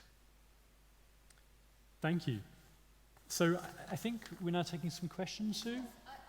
You've got some wonderful wishes that you've granted there, Adam, and it's just great that you've got the magic wand out.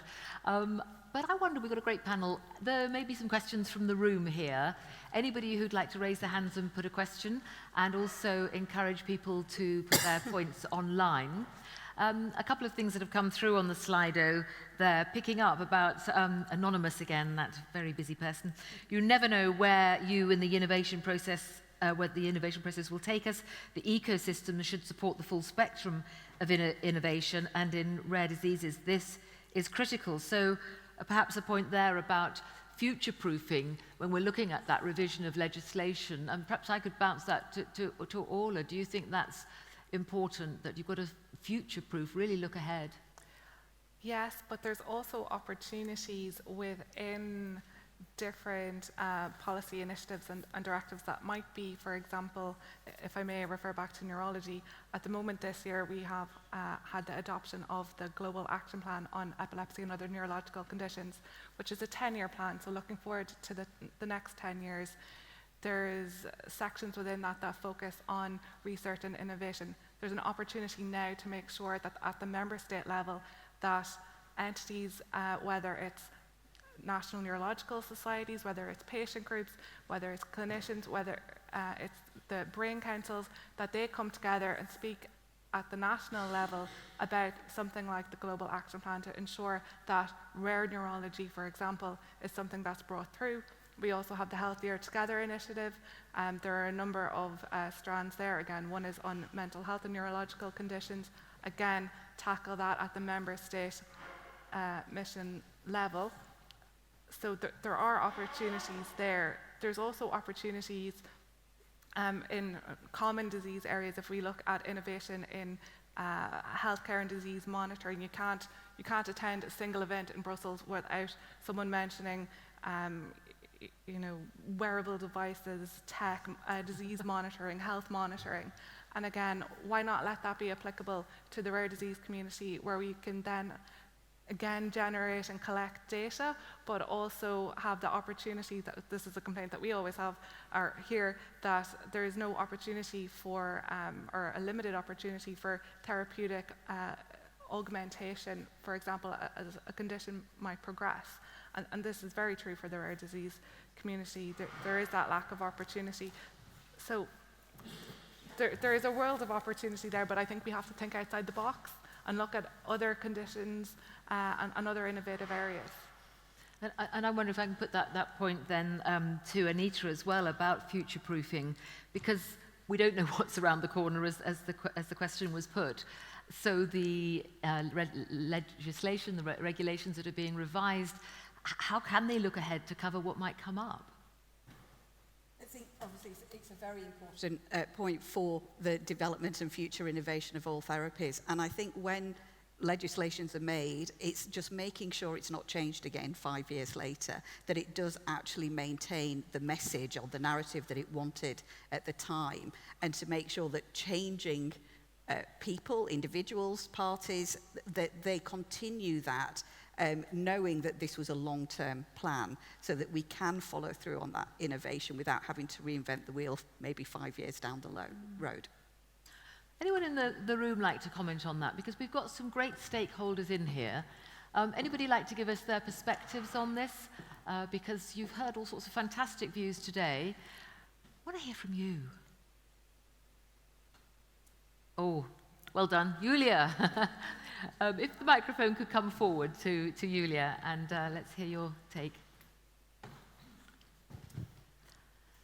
So I think what is at stake with the current policy revision is that we might go down a road where we have a legislation that incentivizes breakthrough, very innovative treatments only, and that reduces incentives, be it market exclusivity, be it other incentives, for the second or third treatment that comes to the market for a same condition.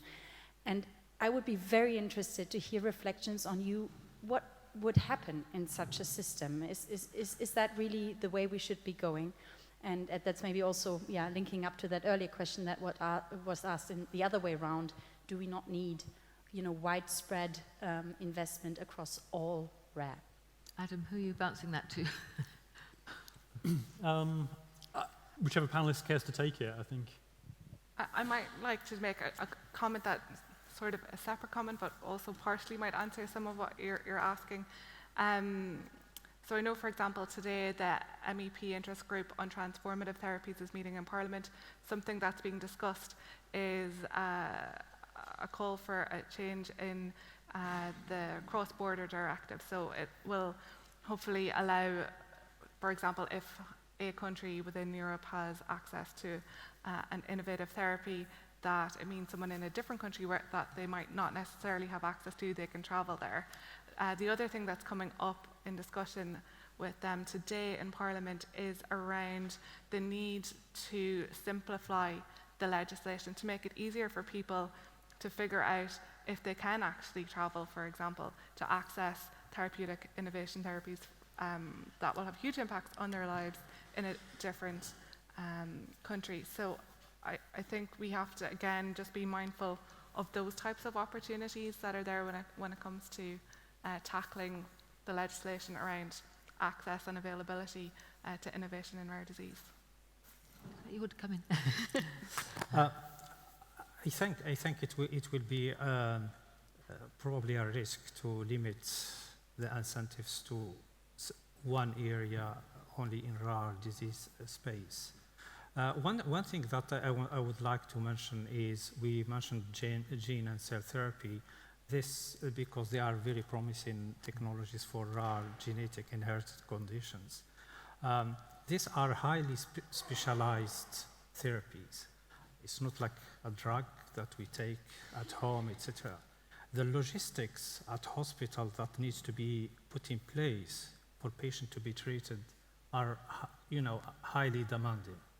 So it's unlikely that we will fit every single hospital in Europe for this therapy. So probably there will be some sort of policy to start by establishing highly specialized units at hospitals across in some countries.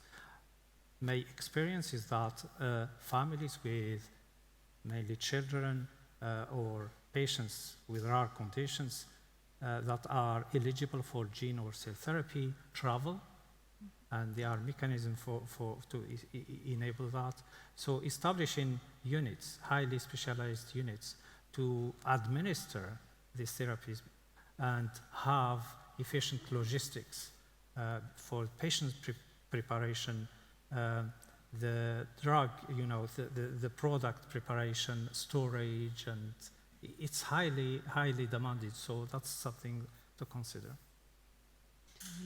And I'll be brief, but to go back to the comment about should it be only for very innovative therapies, I think one thing we learn when we get one innovative therapy for one disease area is that you have treated a condition with a therapy that didn't exist previously.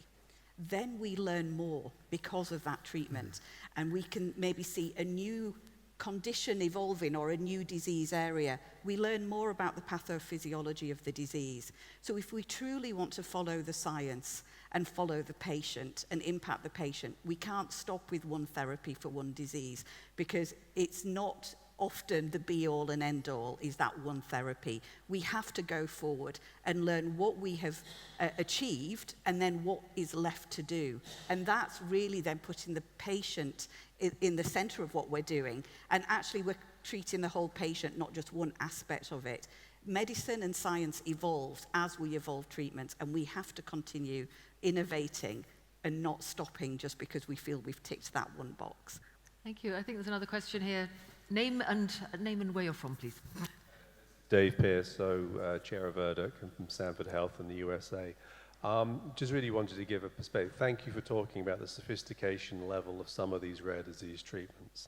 I think it's very naive of us to think when it comes to delivering gene therapies that every subspecialist that is capable of doing that is going to be in the hospital systems. It just doesn't happen. So some sort of centralized thing there. But also the other piece of that is that you will have to travel. And it's not just the patient, but it's the families as well. I think a very important aspect that really hasn't been raised today is the impact on families and caregivers and the providers and the loss of income and really just the stress of this. But they have to get to that one infusion center, for example, for the few places that will do enzyme replacement therapy. My comment that, really for this piece here is just from the United States perspective in terms of this. The payers and the hospital systems get to decide. It's simple as that. So you have to work really very hard, very early on, to demonstrate there's a patient base. Access becomes irrelevant, quite frankly. Are the patients, and what's it going to cost us to actually do this, and how much money you're going to save? For example, with spinal muscular atrophy right now, I have to write letters to insurance companies saying, you have to give them Zolgensma. It's going to cost you more than $2.1 million to keep that child alive until they die at age 2.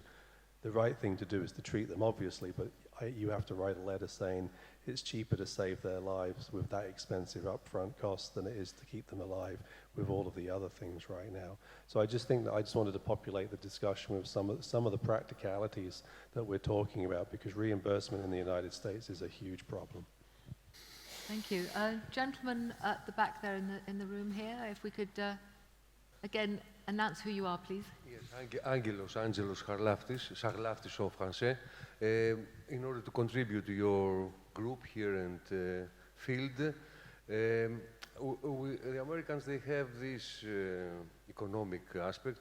We, as Europeans, we don't believe on the economic aspect. We believe in the human beings to be well, to be cared and to be treated well. So in the future, we believe that if we make fast with the Europeans, we are going to be focused on the gene therapies, so it will be the personalized medicine, which means that the rare diseases will be like all the people. When this will be on the ground, or maybe in 40 years, in 100 years, this depends from our research and scientific communities and the investments the Commission and the national states are going to put. The Americans, they have their own thinking. It's good, it's not bad, but it's not our thinking. So the rare disease policies, we think that will be on the general health sector when the personalized medicine will be on the field. Thank you very much. Thank you for that. Anyone on the panel want to pick up on that, or any other questions from the floor in here? If not, I would quick comment on that. Yeah, if I take the field of ophthalmology as an example, so one of the first gene therapies was to treat a retinal condition, but for a number of countries across Europe, for example, they just didn't have the data. So it was actually, I was working with another patient organisation at the time, and what we did was conduct a study to establish what the socioeconomic impact of 10 rare retinal conditions would be, because like that, there wasn't the resources to just do one, and if you could do 10, it would have such a much bigger, better impact. And you spoke about the human being and well-being. We actually learned that when it comes to rare diseases, and I'll give a retinal rare disease as an example, the majority of the cost is not with the health system, and that was proved to be true in the UK, in Ireland, in Canada, and in the USA, that the costs in Ireland and the UK were between 3 and 4% going to the healthcare system.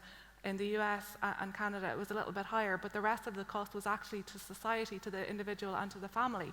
So we actually really need to be having that socioeconomic impact discussion when it comes to rare diseases, because it's not the health systems that are forking out for it, because why? We don't have the therapeutic interventions. So, it is a very valid point that you've raised. Yeah. Thank you, and I think Dr. Holmgrasner might like to come in there.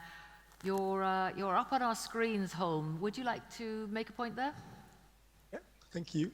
So I actually would like to make two points. So the first point is that taking up the discussion on what centers might be qualified and eligible to actually administer the complex, in particular, genetic treatments. I think the best centers we have are actually the centers of the European reference networks.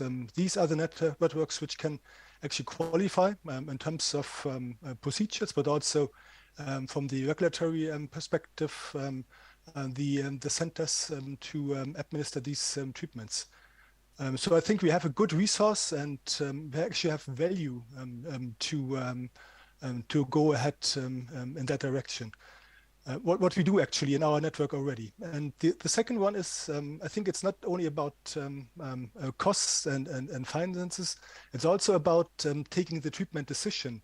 And what we see is that the treatment decision is at least sometimes quite a difficult one, And there again, boards, might be national or might be international, can come into play to take together the treatment decision. And that might also be a factor which comes into play when we talk about HTA and respective reimbursements by the healthcare systems. Thank you. Again has asked, we said we need a real rare disease union in Europe. Is that needed, or do the ERNs cover that? That's a question back to me. No, we don't have that yet. We have functional networks of expertise centers. However, to really leverage the value the ERNs generate, we need a kind of European health union space which enables the networks to deliver what they do and the value they generate on national level. And we are not yet there. Thank you. And Adam, I'd love to know what you make of this. It's been an amazing discussion. You granted their wishes, so we've got all of that in place, which is great. But you've studied all of this. You've heard these amazing speakers. Yeah. What do you make of what you've heard? I feel tremendously optimistic about the science, and I feel a deep sense of trepidation about the economics. And I feel like policymakers can help with that. And I think we've had a number of suggestions as to what needs to be done. And if that can be achieved, the potential for rare disease patients from this amazing innovation could be profound, I think. Well, thank you. Thank you very much to Adam, to all his panel. Please join me in thanking them all. Thank you. Would you like to take your seats there? So we are drawing to a close now, and I'd like to get some thoughts, some final thoughts from Tamar Thompson, if I could invite you back up onto the stage now, to give us your thoughts on what's been going on today, what you've heard, what you make of it all, please. Sure, thank you, Sue. I first just want to say thank you to each and every one of you who have spent your day with us, who have given thoughts, given feedback, and shared ideas for what we can do to enhance and improve the rare ecosystem, the patient journey, and the experience. This is invaluable for, I'm sure, all of you, but for us particularly at Alexion. This journey could not happen from our end and from our 30 years of innovating and having pioneering in rare disease if we did not have partnerships and opportunities like this. So I just want to say first and foremost, thank you to every single one of you for your time and attention today, your partnership. As you can probably tell from my very American accent, am listening into this conversation. And so as my good colleague in the back walks back in, around the Americans have their own perspective. So I'm going to give the American perspective on today's conversation. You have some opportunity here, and I would encourage each of you to see time of the essence. In America, we have just passed legislation, and I won't go into the details of it, and while it's called Inflation Reduction Act, that is not what it is doing.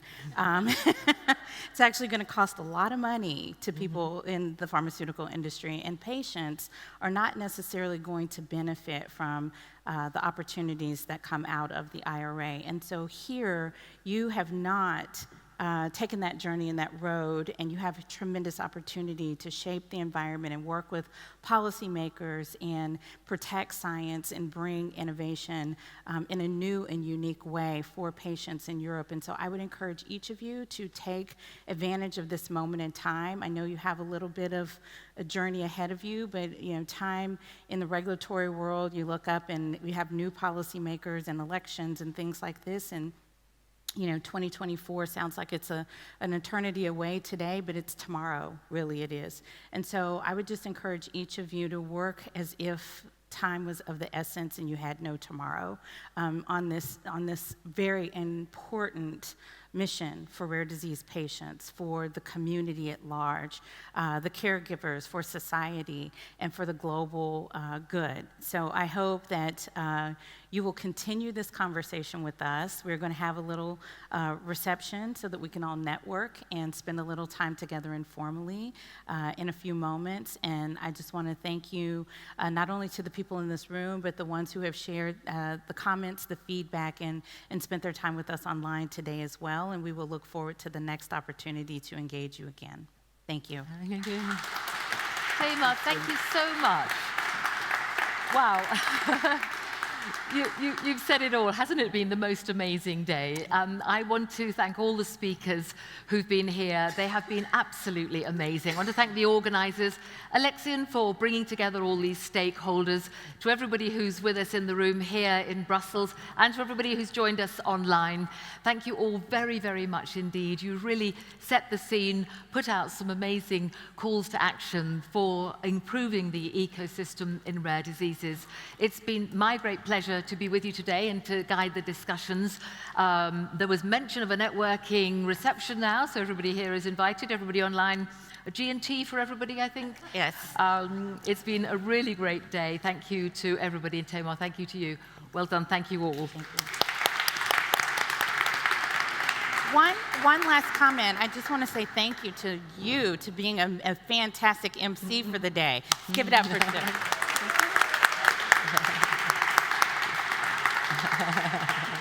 Well done, thank you.